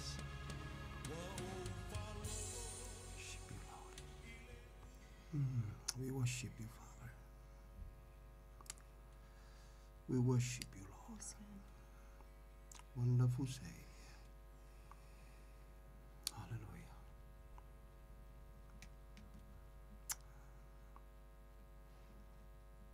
Le lai titi le nganga whaafitai tama. Le lai titi tama i le loto le nganga whaafitai lau fio. Whaafitai e pēr lau fio leo noi me uma o teimi uma tama. Le ni fo yaso mante mo fie. Le ni fo ya fia fitama. Tu sai malo walofa. Tu no isho mante watu no pele o samo. Te walanga ina. Lo walofa tu no ele ne fia file mawai. Si tia yacho e me uma ila matina so lawa ina whai wina tama. Whaafilo i se mana ohunga, whamali e se ngālala. Ta maa whasa loto i se loto mawhatia. Si tia ni avenga ngau sia ni amo, i le mana o la upu. O e le whamai o whamai. Anga le leita mai o matu watinu pele o Samoa. E ua mea uma ele i mali ufuolo walpele. E ua mea uma o lo ola, o lo ngalue, lau upu moni e lefo i fua e whawawau. So swani lo wangang pa ia. O le whaunga matu te malolosi ai molo malomo lovi inga. Ua wha mau whailonga ina e fo i au tangata. O e ua salamo moni ma whaatua tua i ate o Yesu. Ia vi ia o e whawawau. Whaaftaita mai ala i lo walopele o Yesu te talo. Amen e mamene. Amen. Praise God. Hallelujah. Ia vi eleli ile nei fu itula le fiafi. Ia whapina o nā tuatu le au whatalo whai whawhilo ai atu ma whatalo whaatu tātou polkalami e manu malo le upumoni si o tātou atunu pele o Samoa. Soifua manuia i le alofa maleanga lei o le atua. Pena ona whaatalofa atua i so se whawhia ngainga lava mo lātou whaitua. Au sina o Samoa, ta māma tina mātua se ia o lava i alo ma whanau. Ia whaatalofa atu fo i tātou paanga masani. Ia e o lo tāpua i mai. So se teime whaonga ina lau au na whaatau wā. Tawalanga ina lu upo le atua. Whaatalofa atu. Whaatalofa atu fo i tātou viewers i lunga le Facebook. Le YouTube, io fea lava lo au atu ai le tautua le ne ala leo whatalo whatu foi le auso tatono lo no whatapua e mai le ne a fiafi ma lo le alofa i le atua ma lo le ola whatua tua i le atua whatalo whatu foi le ona i a taito via le lio matunga lo foi le ne a fiafi ma lo le on sai ma lo le ngalue whamani tele le atua i lau sunga ma le ainga Yo na lasi le lo fatalo fai le ne afiafi o se au pele o titi sale pea o le avea ma avi fe aua le atua le ne afiafi. E whaunga mana le atua lo maua i pele ma lo si tau alanga le upua le atua maila na fionga pa ia. Whamanu e tele le atua lau sunga wana o se au na fatau faa pi ia tama. Whamanu e tele le atua ia e maise foi le whafunga anga si o tātou atunu pele o Samoa i le ne afiafi pi ia tama. Amen. Hallelujah. Hallelujah. Hallelujah. Ia oi tama, whaaftai tele tama i lo walofa. Whaaftai lo wanga le leilo manantu mai so matu watunu pele o Samoa. Amen. Tana ua whaleo le ma whaatalo whawhalea wau. Isi o tātou watunu pele i ona vaenga sese. Soifua manuia i le lofo le tua yuso au auna. Hallelujah. Fale tua o aluma whanau. Fantalo whantu le nganga whanalo. Iso se tō vine. So se kalesia. Fantalo whantu. Soifua manuia i le lofo le tua. Ia le li. Tolu fitu te silima iwa tolu numera whaine walau maiai. Pe a whai te mana mia se wheso soani. Wa nao ni au na whanta wa. Hallelujah. Ia li mo si tātou maftanga le vaiaso mawai atu. Ia sa. Ia ini por kalame. E tal tonu e uilawa o ni por kalame whale a inga. E sa loto ia ile lofo le tua. Amen. E tulu manu e fia. Ia le neifo i lalo langi. Ia sa mwhaiona a wai atu, ia sio matu a inga whantawa. Ia leli, ia lango nale whaafitai le tua, ia le whale whanau, ia le tamai a mata a whaapaua, ia martina ia whale fitu. Ia leli, ngā tialo tātou whantawa, tātou mafuta ile nā whamoe moe. Ia se tali wana o Yesu le tali. Whamalo whaafitai. Ia, tātou maftanga matango fie. Au Yesu whamtalanga ne fiafi. Ia, na yo matua, na i ta mama tina. Ia, uso matua whaafine o matou whanau, ma whanau. Ngā tia lo tātou whatawa. Awe tātou whamanianga mo Samoa. Ia leli. Praise the Lord. Ia, tapo inga fwe la uso. Ia leli, ngā tia lo tātou whantawa. Ang leli le tua ia te orine fiafi, le tunu pele. Hallelujah. Tu mau alofa ta mai lunga o na tangata. E o salamo moni ma whantua ia Yesu Kiriso. Hallelujah. Ang leli le tua ia te orine fiafi. Tolu fitu tasilima i wa tolu numera whaina e wala o maiai. Pe a e mana o mia se wheso soani. E whatatau i le upua le tua i o na o ngā mauna vaenga isi. Ma le kenese o le whalinga. O na o ni au na whatawa a ta te le so na la fua se mea, ta te le so na tautala i se mea Samoa. Ai a whai e tala noa ele tuspa ia lona winga o le amwhaifu ina wantu iei se whasoa. Ai mai se lava, o na vaenga ia ta onto malamanino, pe te tau, pe le te tau. O na wawina, whatu la fonoina, ia pe wawina fu i wha malo sia, ua le ngata fu i le nā. Ia pe wawina fu i maa vea ma me ua whaasala i e nisi. Fia fisosoani atu ia te oi Samoa le atunu pele. E leo se tala inga se lotu, ale tala inga o Yesu Kiriso lona suafa. Ia male mea na ia filfili ia e whataunu. E na whaia male oli. Whaitau ia tuspa ia ua isi la fia. E le whaingo fie, le whianu, ma le whepo, le sasa. Tau pulpulenga na o la wailunga o le Santaulo Samoa. E whai mele whamtalanga le tuspa ia. Na whaia male oli le taulanga. Na whaia ma le oli le nā taulanga. Mana tu fo ne fia o le a ese sau whaafofonga i le whi au o le fiafi. Ia le li. Praise the Lord, praise the Lord. E ua me uma Samoa. Na maliu Yesu Keriso. Mo tangata soifua uma. E ua me uma. E le i wawa aia le tua i se le tua inga tangata i elu tangata. Po se tangata e le lotu, po se tangata o ngā, po se kangaka e ngā oi tu lou, e te mulilua, te whaita anga tu lou. E le inga tai nā siti la le tu. Nā fio mea ia o ia o ia sila fia o langa o tangata. E na sawa. Sawa. Leo le alua feta usanga Samoa.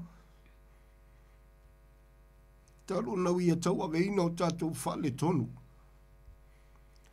Talu na ia tau aveina o tātou leanga. Talu na ia tau aveina o tātou sese. Leo le alua feta usanga. Se tua ina lofa. Se tamaina whamau ni Samoa.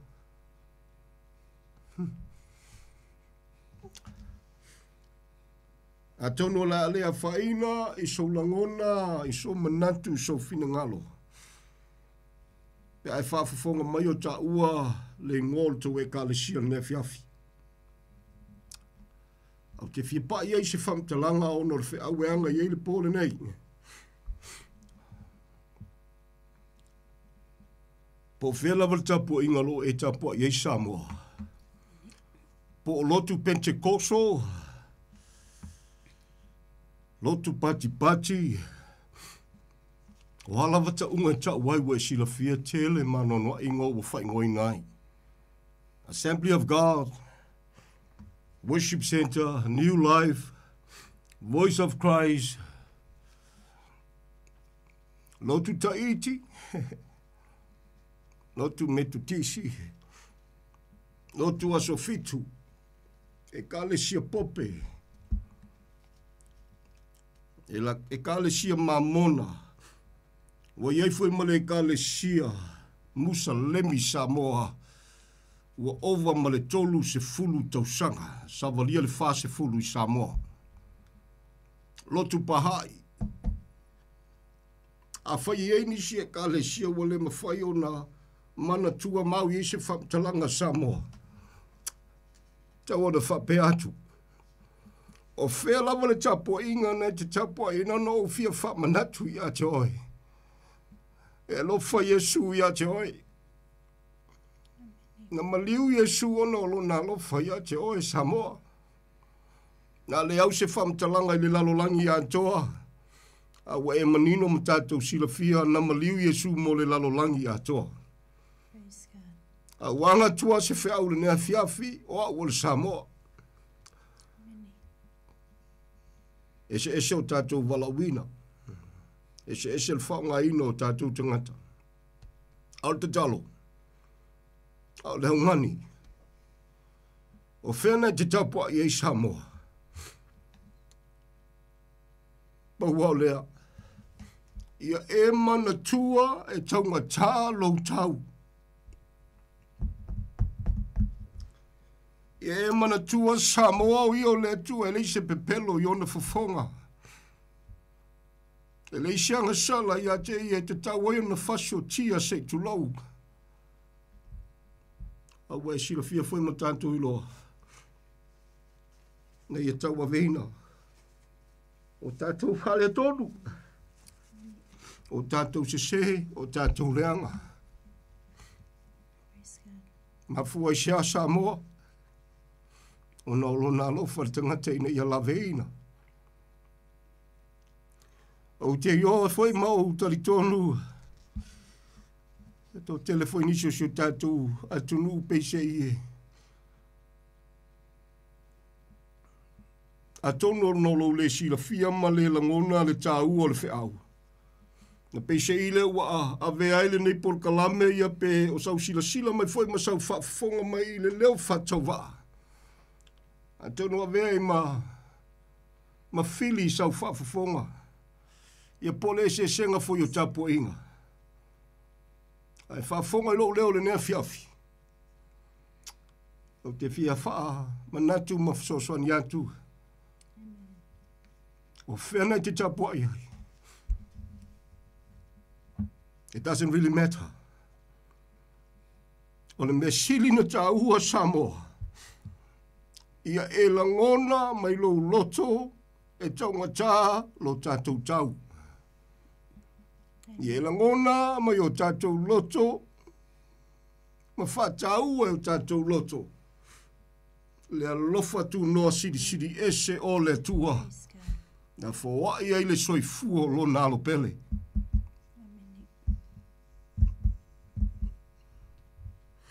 E ial taltonunga. E langona lo e so se Samoa, e so se au auna, e so se Kalesia, le tāua ma le au ngā. Le fatua le tua na whawai ai le soifua lo nalo pele. Te taltonu la whawhaingo fie. Ma malama tātou I le tua. O le me tupu Samoa.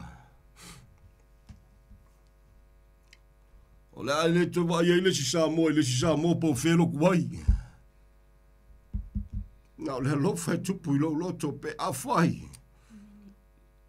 E ma whai on tātou langona whatasi le tāua o mali ua Yesu Samoa. Tau na whamanatu atu le nea fiafita walanga le ipu whiwhilia mō nu ese. Ta māloi poto e ata mai wa tau sila fia. Au ia fule nana ia tau tino I tau tinonga nei. O mea saonga. Wa manatu ao ia. Wa le aia masisi mea e tue mawhaia ona tue sili atu. Nai lo le mawalunga o le whaalutanga wa sia le tua e ala ilo nalo pele. Na ia tau tino e foi ma whamalosi nisio e Kalesia Samoa. I lona teimi. Ua na o Yesu ke riso na whasa tauloina. Whame wale tue manatu ai sesi mea. I o tātou. Ia ngai manino le tuspa ia. Tātou o tangata onu ese. Whamtalanga le tuspa ia Samoa I tāua I tātou o le whanaunga to sa Samoa. Samoa I tāua I tātou onu ese whapapau. Sa unoa ma le tua le lalolangi au noa ma se wha moi ola. A whaftai le tua lo na lofa. Tunga tālo tau Samoa. Le atunu pele. Wa whai tau sanga le tātou porkalame. Alongona le loto le whea au e. Te walanga pea me. O le fatu e mamoli ai. Ia o le naa. A e whawhawhonga mai fwoi se teimi e mafa I se teimi I le tātou porkalame. E mafa o no le lofa. A e whawhawhonga mai fwoi e anga antu pe whapea mai manatu I fwo wa whea. Le mena te pati mai en champua iai I se whamtalanga. Samoa le tunu pele. Ia leli. E le tala noi se senga o tapua inga e whamanatu ia te oi I a tātou langona. Le tāua o le maliwa Yesu. Ona whaingo fia leo le tātou whi au tau ave whatasi. Tātou te malama loa. Ia manatu tātou te tau tino fwoi pēna tau tino paulo ia. O mea sao ngā. O tau ta mea uma. Ona o le siri eseo Yesu ke riso le na whasa te roina. Eisi. Feta lainga al tuspa ia na wha leo e paulo e matua maofa I alo loto Samoa. Ia teimi au I le wha soa nisu teimi. Ai na ua wao pele upo le tua. O upu ia. Pei se iwa ai oi mai le tua ia te oi mao. Ai mai le mana ipu filfilia. Ma tau te ole atu. Ia ta ilo i sau whaafafonga Samoa. Le atua e pa ia. Le atua e mamalu, le atua e sili ese. E whai mai o le whatonga. E whai mai o le ai oi. Ma tau tia le lofa nei atua Samoa. A fua lava il whamtalanga tuspa i o tātou uma tulou. O tātou uma le tauna mawhatia. Ia pēte tau fwoi na wha salaina se tulou. O le totongi o le anga sala o le oti. E whaafitai le tua. E maua lunga lava. E siri ese lava. Le wha maoni o le lofo le tua. Samoa le tinu pele. E uia foi no o iloa ma le mautinoa ese foi nisi o vaenga ya o wina nisi o ekalesia.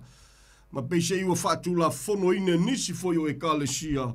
Na no o soso atu ma le loto e whamaulalo ia te oe. A meise uso a wauna. Tatu te langona lo le tā ua le maliwa Yesu. O le a ese ulangona. I le ngate te whapeifua e whatau waa o tātou tangata. E na o le lofa e tupu lo loto i lesi Samoa ma lesi Samoa. Pe anga le anga tu ia te oe. Na lo fia fusia i le nata ngata i te talo e si tia e ui tātou te le i whewa aiai. E ui tātou te le i wheiloai. Ia o oe fo i le vā o oe ma lesi fo i Samoa. Ma walunga le lofo le tua Samoa. Ma walunga le lofo le tua. Kama ulalo tātou loto i lumo le li. O le leo le nal tātou por kalame ne fiafi o le fe au foi. Ia tate le sona tautala o le fe au tua le tua le loto mo le ne fiafi. Samoa le atinu pele. O fea le tapua inga o fe le loto na te tapua ia. E te langona loi lo loto ma le whamaulalo le tāua. Le mawalunga. O le lofo le tua na fwa i ele soi fuolo na alo pele le isianga sala. Wa ia tau aveina i o tātou wha le tonu.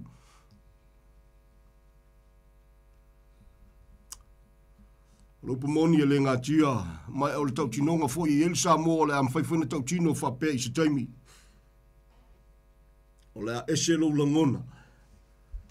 Ia ona moni ala lo poltus baia. Tātou te manatu i whama wha pe i fwa.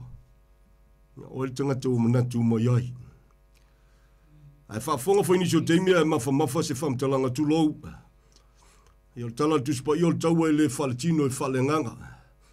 I don't speak against anybody. Amen. As a human being, o se tangata soifua na whai e le tua, I don't speak against anybody. But when it comes to teachings and that, doctrines and all that, ia whamalulu atu, whamali atu. I have to preach the truth. Amen. Praise God. I have to share the truth.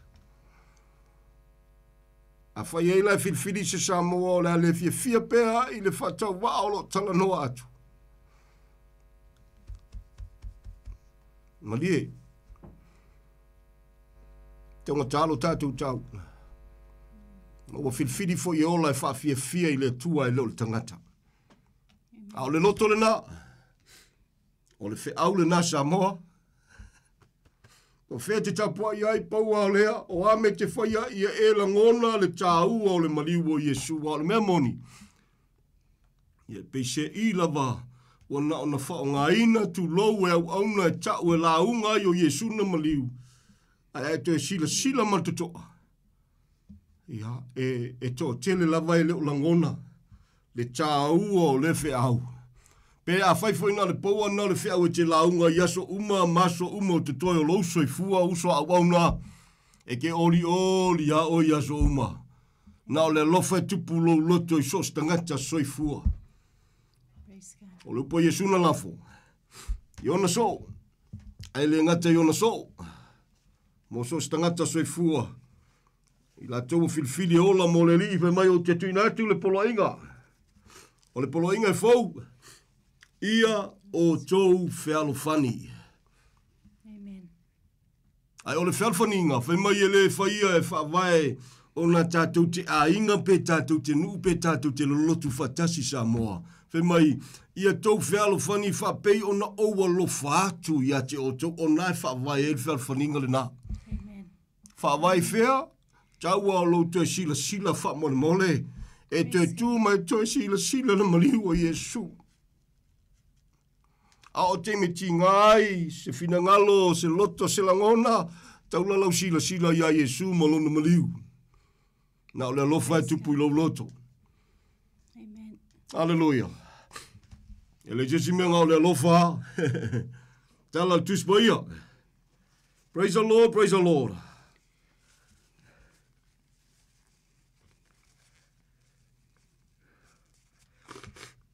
Praise the Lord. Manuia le tua ia te ore nefi afi. Lai whawhawhonga fo ini vaengai. It's heavy, but in a great way. I le matau tia o le lofa tuno le tua, sa mo le tunu pele. E se tau alanga o se launga o se whasoa se tasi o whaiwhi au ia tonu ne tau e silo i fwoi lunga o Facebook. Ia ua. Ai sa alu se saunuanga whapea si a wauna lea. Pia leli. Ia mata ua i se tasi o. O e sai tu tonu fwoi o le palemene. Ia malafo i se la fonga i whapene i si i se tasi o maua le tuspa ia. Mai e malaia le tangata. Nā te whasi o tia whaalilo lilo le tasi tangata. O te fia soso atu pia whai o e whawhawhonga and I will also o te tatalo atu ia Samoa a mawhainga kangoe e share and like le kako polkalame o le ngeia fiafi o le whi au mo Samoa au au. O te fia fisoso ani atu ia te oe le whawhengainga lese e saunuaina le tulanga. E lo taltonunga. Ia o leo toi lilo i la lo nisi o tātou tangata o lo o tā ua o la tau suafa. Ini meo tu tupu mani ma tā upu onga onga. Samoa le tunu pele.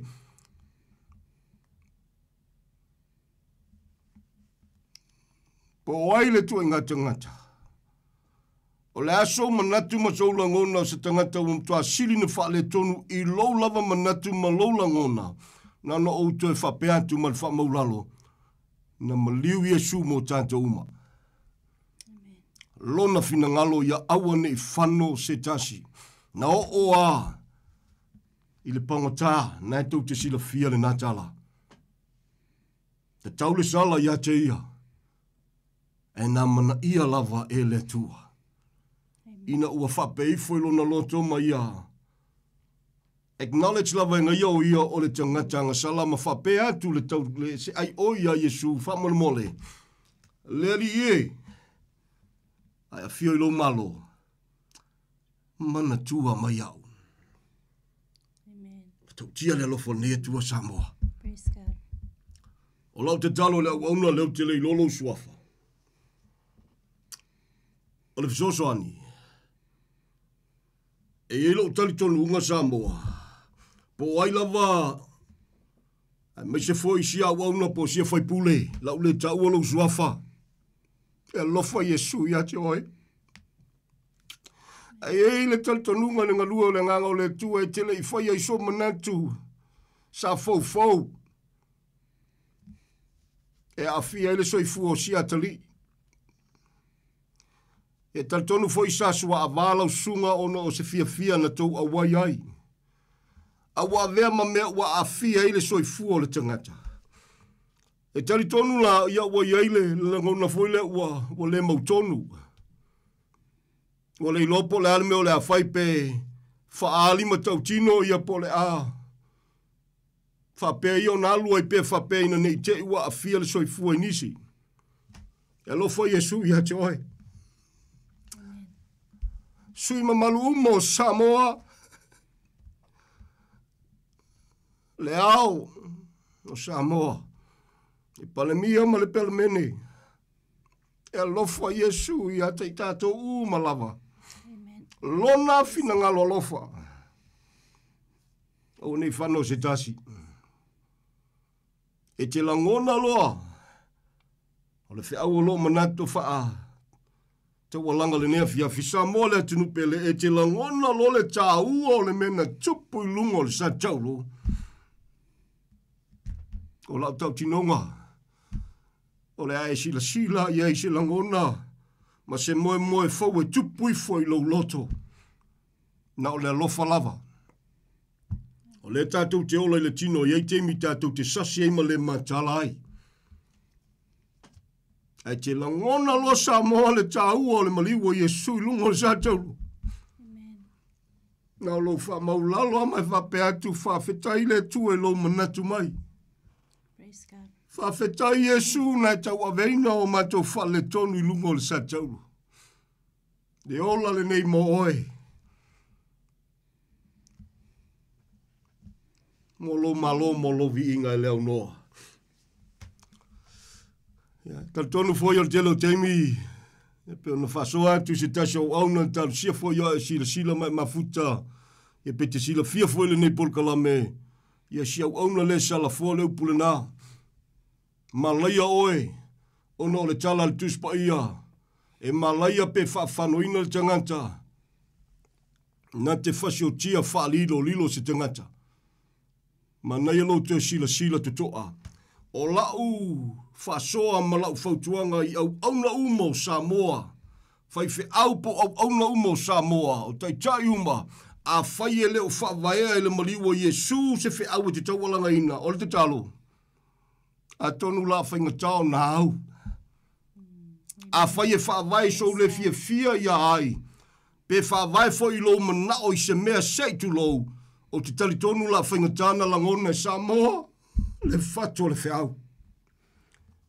A te talo a titi ma le whamaulalo, uso awauna, a tapena, i a vena maliwa Iesu ma whatu o le whiau e te tawalangaina.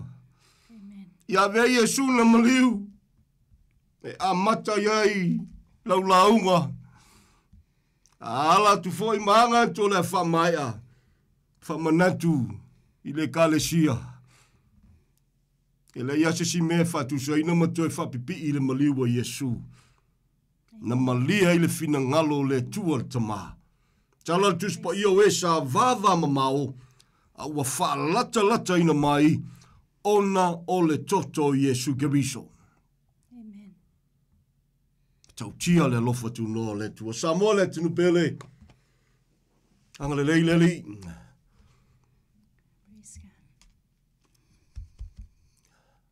Si o tātou, mwhaina o whape atu, si tina sa pale mai fo i le pale mia ua mawai atu, fia mena o mi mtaafa,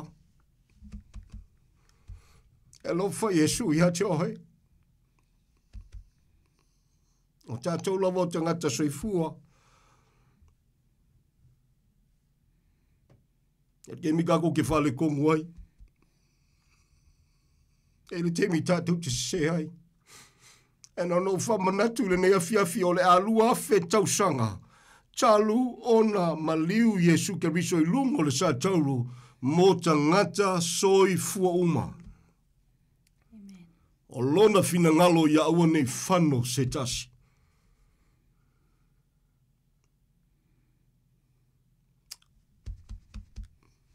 E le ngalo, ia, so tātou atunu pele a meise i la tau olo o.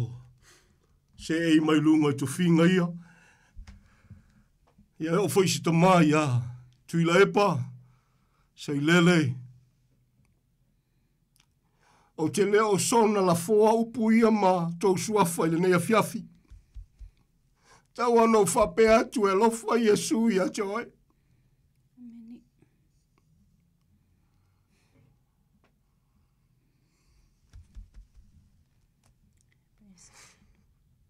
Lona fina ngalo ia ua nei whano se tasi.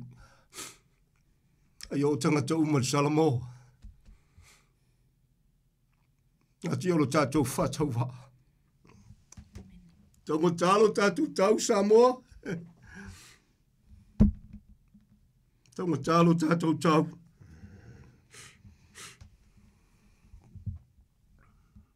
Nā oi tangata Israelu lātou te lei malama umoi whiau. Ami atu pe Jeru. E alu e tusa mal fina ngalo le tua. I el ta māmalo na inga e te tau an whamanu e ina. Ia e manantu fo i pe Jeru ono i o le Israelu ngao lan tōua. Muli ane ina wa, pupula foi matau pe Jeru le lofa tu no le nao le tua. O ia foi au le upu e whapenei. O ai pe Jeru na te vau ia i le lofo le tua u whitawhea i atu. Ma o antu inu ese. Ana mawalunga nao le lofo le tua Samoa. E ia le whamtalanga ma le mena tupu. I le kale shio konito le momol konito mtau pelima. Ia tulou o se tūlanga e mawhaina whapea Samoa o se vaenga e whainga tā o na tau ave pe whaleo. A maua so teimina i silei fole le momol konito mtau pelima. Peise iwa le mantala ma ua a ai le vā. O se atali i e whatatau i le vau ia ma le stepmother. E si whafafonga ma tutoa Samoa. I le mafuanga wa leo no ta ua le whamtalanga ma le tala lea. Na i le mena tupu. E uia le lofo le tua. A i le mena tupu. That person, ia na iei lava le tūlanga na ia, na whao ia ima peise iwa vala ai. E o atu le tusilo na lua le apostolo i le ka le sia lava i Korinito. Le lua al Korinito le mataupu e lua. Awa ese le whiau. Whai mai le upa Paulo na whai atu le ka le sia Korinito. Korinito, ua lava lea. Ua lava lea whaasala na whai le tama. Toi talia o ia i totono le tino keriso. Ma fua sia o ia foi na maliwa i foi Yesu. Le ase le manuia, le ase whainga tā, le ase o ono se mea ua ia o ia ima ia whaia i le taimi. E whai mai Paulo, a wane ngalo. E mawalunga ama sidi ase le lofo le tua. Na umalona ia whaia ia upu, ma whapea tuloa, whai atu ia satani, tātou te lewa lea ia na tonga fiti. Ua tala no Paulo, i le soifuanga whale anganga, ma le taua e le whale tino e whale anganga. I le tino, ia e whaingofia na tātou mnatu i sesi tu. O le tangata ua se, ua sala. Ma ua whapenau na oi se tūlanga le manuia. Ai sila whanga le tua Samoa. Na tau mawhai a Iesu e whaamatalatala i le si fo i apostolo. Ia po le si fo i Israelu. Ina ua alu matala noa i a Iesu ma whape atu. Iesu, ua lava le whaafitu na ngaleanga mai. Se tasi a tau poso uso fo i lavaloa. Lavaloa awane o tue whaamangaloina. Nia whai atu Iesu. Petelu. Na whaanga ina lo le ngu melale ki sau ngoe le fiku. Au ke manga o whakere. Fitu whatere le fitu se fulu. Makau kia. Na whe au Samoa. Antonu mama sa ngie lau whaafafonga. Au le fatu o le whe au na ea fifi mai tua. O le kua inga alofanga o le atua e leo mawhaia ka ngakanga malama ai. Samoa le tunu pele. Ia leanga lo se tasi a te oe whaingo fiana e sau no ifo mai whapea ifo se wa whaiso. Wa whaiso. Ao le nā whaiso. E le ia koa se fulu nga whaiso. A whaifo wa pasi le se fulu. Ia ilonga wo o se lua se fulu. Ao le numera le na sau no a Iesu Keriso. Fitu whatele i le fitu se fulu. Toi sila ifo ia i Samoa. O alawa ti ngā o la ngona ma manatu soi fuanga nei. Yo, sau nuanga na Iesu Keriso. Via leli. Mawalunga msisidia se le lofa tu noa o le atua soi fua. Samoa le atunu pele. O au tātou whale tonu, o au tātou vese se inga. E le ngata le whainga malo tangata nu e o fwoi lunga o au nanga wha e kalesia i o le whi au le nā. O whea te tapua i o whena te au nai. Paua o lea ia e langona mai lo fatu le taunga tau le tauna i e taua veina. Na fua i e le soifua o le tua le sianga sala le se pepelo i ona whafonga e na i e taua veina o no lo na lofa. Whaingo fiele o le tātou ngaluenga. Na ele manatua ile ama whapei fo mako ngei o kou ngā. Pe o nganganga foi au Israelu ia. A fe foi Yesu ia sitasio tina le Samaria. I lungo le au vai o le langona lava le nao lo polonga i la tou. O le vai le mako kamau Iakopo. O mako i. A se saunanga Yesu Keriso. Funai. Se mai maua peanga e loa leo lo e tala noa iai. A tonu le asui e foi masau whamtalanga e whai. Ia e monia. Nā alua pula mata o si tina. Ki ia i lolpa keke. A le mena tupu Samoa. O le lofa. O le mena e tupu pe e langona mai malamalama ia Yesu malona maliu. E ke le ngaka i lousa o loko mai le olanga. O le polonga o le anga salamanga luenga whaia inga sa kangi ngā pelo ngia i tātou. O le ana o le lofa e tupu i lau loto. Ia sa loto le tinale na. Ia le na uia. E me o sa ua kua ma le ai. O le mea fwoi e tati a lofa ai. Ia ua mai fwoi ono le tala inga si tina. Ia e tue whasanga tu fwoi si tina ma whai mai ale la tau whamtalanga. E le o oi. O mātou ana mātou o mai e sao. O la tau. A ier tangata na whao ngaine le tua na leina la tau silafia. Samoa le tunu pele. E leo se tala ingo se lotu. O le Paul Kalame nei. O le tawalanga ma le whamanatu ia te oe Samoa. So tamā, so tina, se uso se tua whawhine. O alo ma tātou whanau. Ia lofa Yesu ia te oe. Ia lofa Yesu i o matangata whatau waa. Ia lofa Yesu ia Samoa uma. Lona fina ngalo ia ua nei whano se tasi. A ia o tangata uma le Salamo. Au lofa ole li e whalo loa i sio tātou atu nu pele. Anga le atu le tua ia te oe. Te talo e leo noa ma whai ua se whamtalanga le nefiafi. Samoa. Me se lava uso au auna o fia lava lo e anga lue mai tapua iai. Ia o ngā tutonu Yesu na maliu i sau whasoa, i sau whamalosi, i sau tau alanga.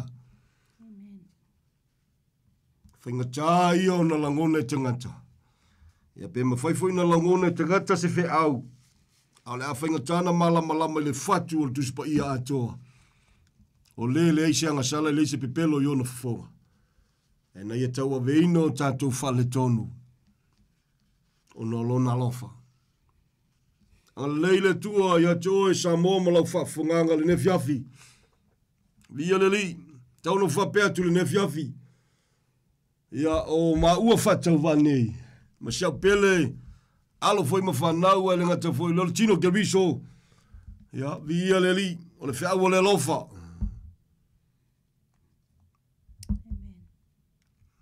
Le ngalo sa mol te talo.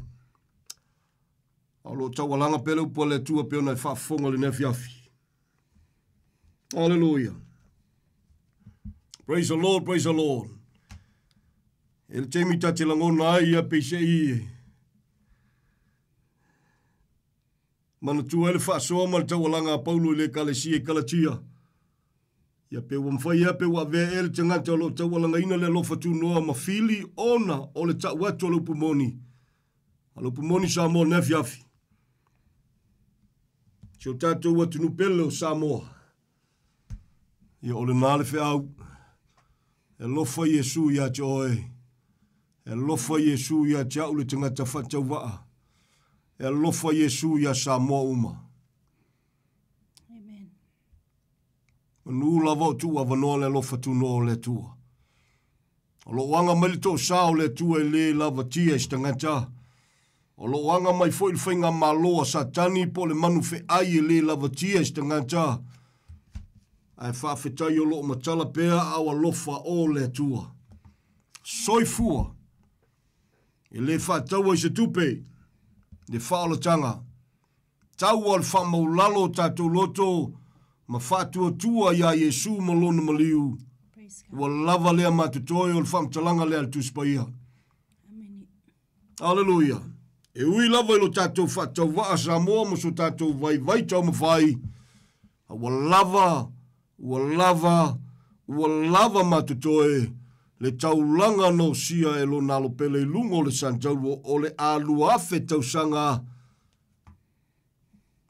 Ina ia whasaulo tue ina i tangata. Lave ina i le soifua le tangata. Whamanu e ina i le soifua le tangata. A o whaonga ina i fwele tangata mo le atua malona fina ngalo lofa. Via leli, anga le leile tua ia te oesa mo le tunupele wa lama whai ulu tātou maftanga. Whafonga le whiau na fiafi. E salinga ia fiafi ma le whiau mai whiau uma. Ia mani aso foi o tutoe, tau walanga ile alofa tu noa o le atua soifua. Wa nao Yesu Keriso na whasa tauroina. Manatu fo ia, tau no whape antu e le ngatia se tu lou. E leo ke uangi mamidionga, pongi pidionga sa mole atunu pele.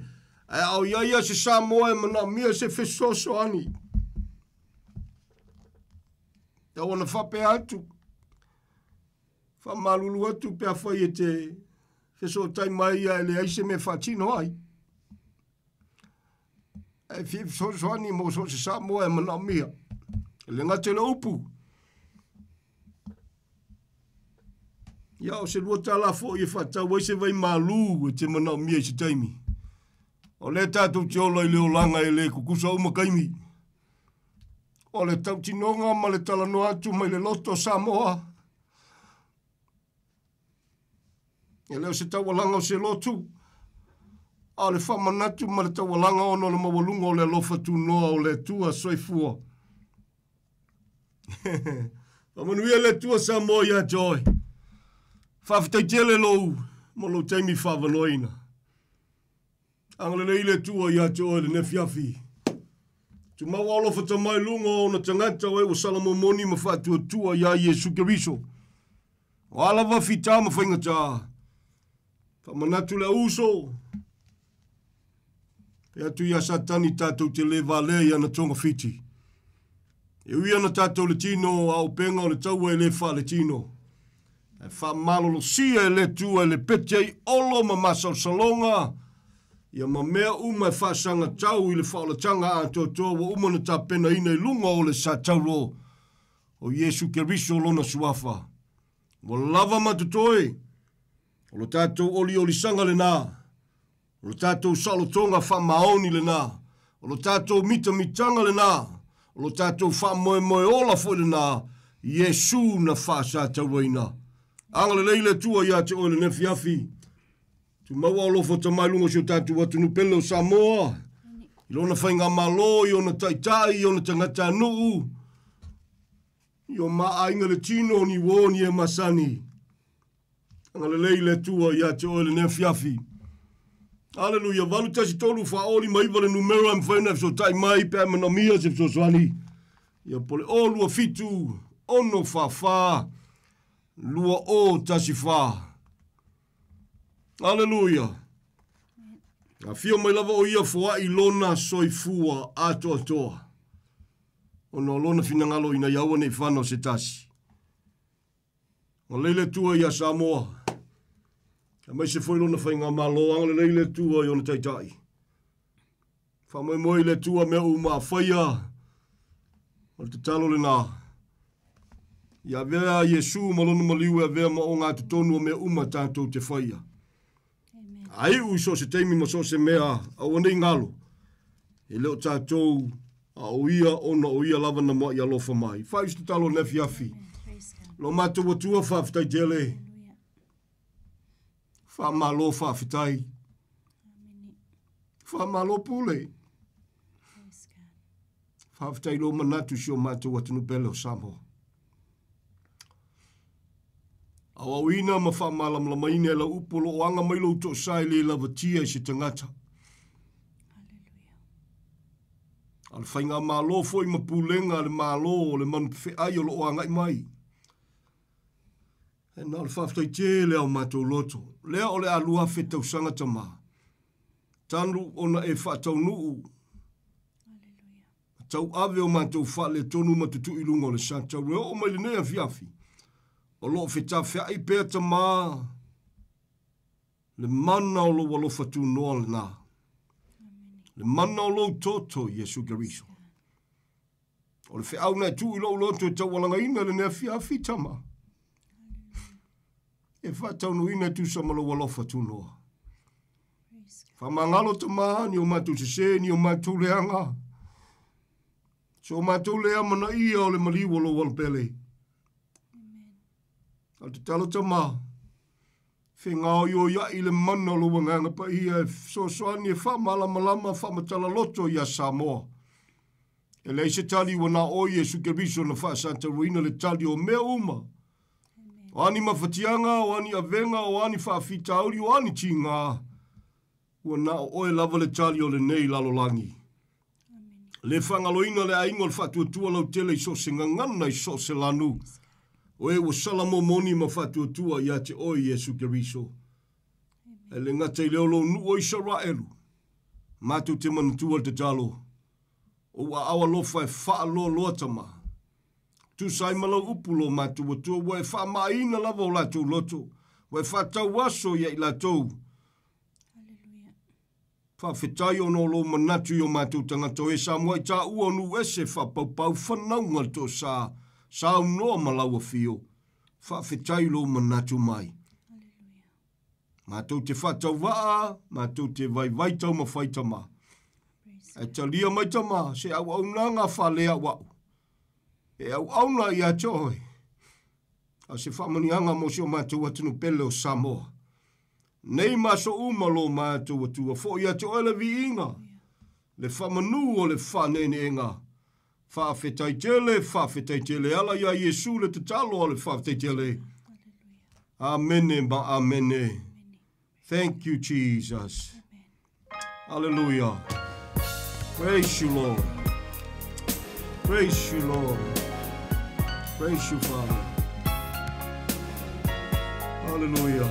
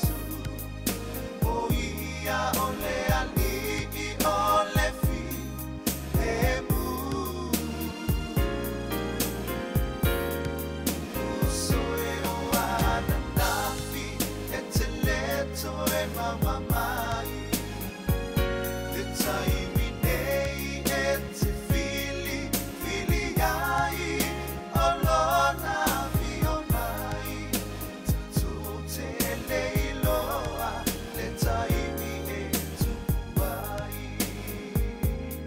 Sipo Mario pena lai oi e tuai. Pamai o tuai le tatu toi por klamere nei po man o le upo moni. Pena nei pasta titi salpea man patoa ya tania. Paptai le toa malanga po i Samoa. E le po o toi taunu umria mai le alofa. Malanga leo le mtai ia bi ia pele rii. Pasta titi salpea man patoa ya tania ia. Le o tātou e whei loa i whatonu ina lua por kame le angan leo le li. Tai mo le mea nofa. Le asi po vai a batu mo le soo e le mau mauia. Whaptai tele lua angan lei. Lo whatau waa. Mea lopo po ina poi. Po i malipai ngā pananga. Mo ria po i atu i lunga wana. Ria le li pui pui loso i fua. Mo le atu loso i fua. Nāwa i aso. Spau ponga le tātou por kame. Manu mano le upumoni. Loa minuto o te ale tu lai spulu, tari tonu, tau lunga is tau tuare au auna pata waa Samoa, le atunu e pele le loto pāpetai tele le angan lei, i loto utalia ina o lau pata waa i maota malawa, tono lo sā parpenga venga, iau te ronei o atu no o e mamau.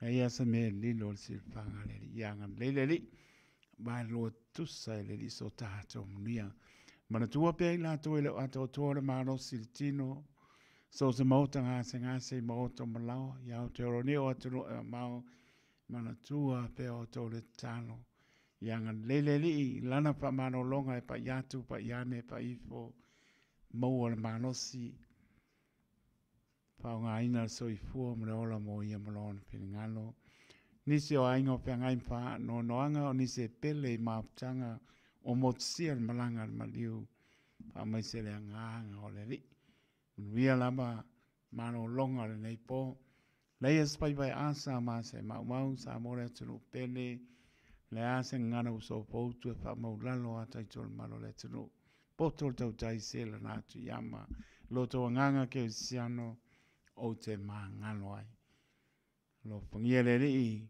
yona aula via i mona au fa mano lo e uptia i tātou le pōng sā. Manuia mano longa le pō ala whai tai au le manuia i lea lofa o le li. Manuia pōna i alam whanau pia ngai mano longa. Manuia le li o tō lumnai. Aia manuia lama mano longa o le nei pō. Taito tanoto le au au na soifua ma ia manuia.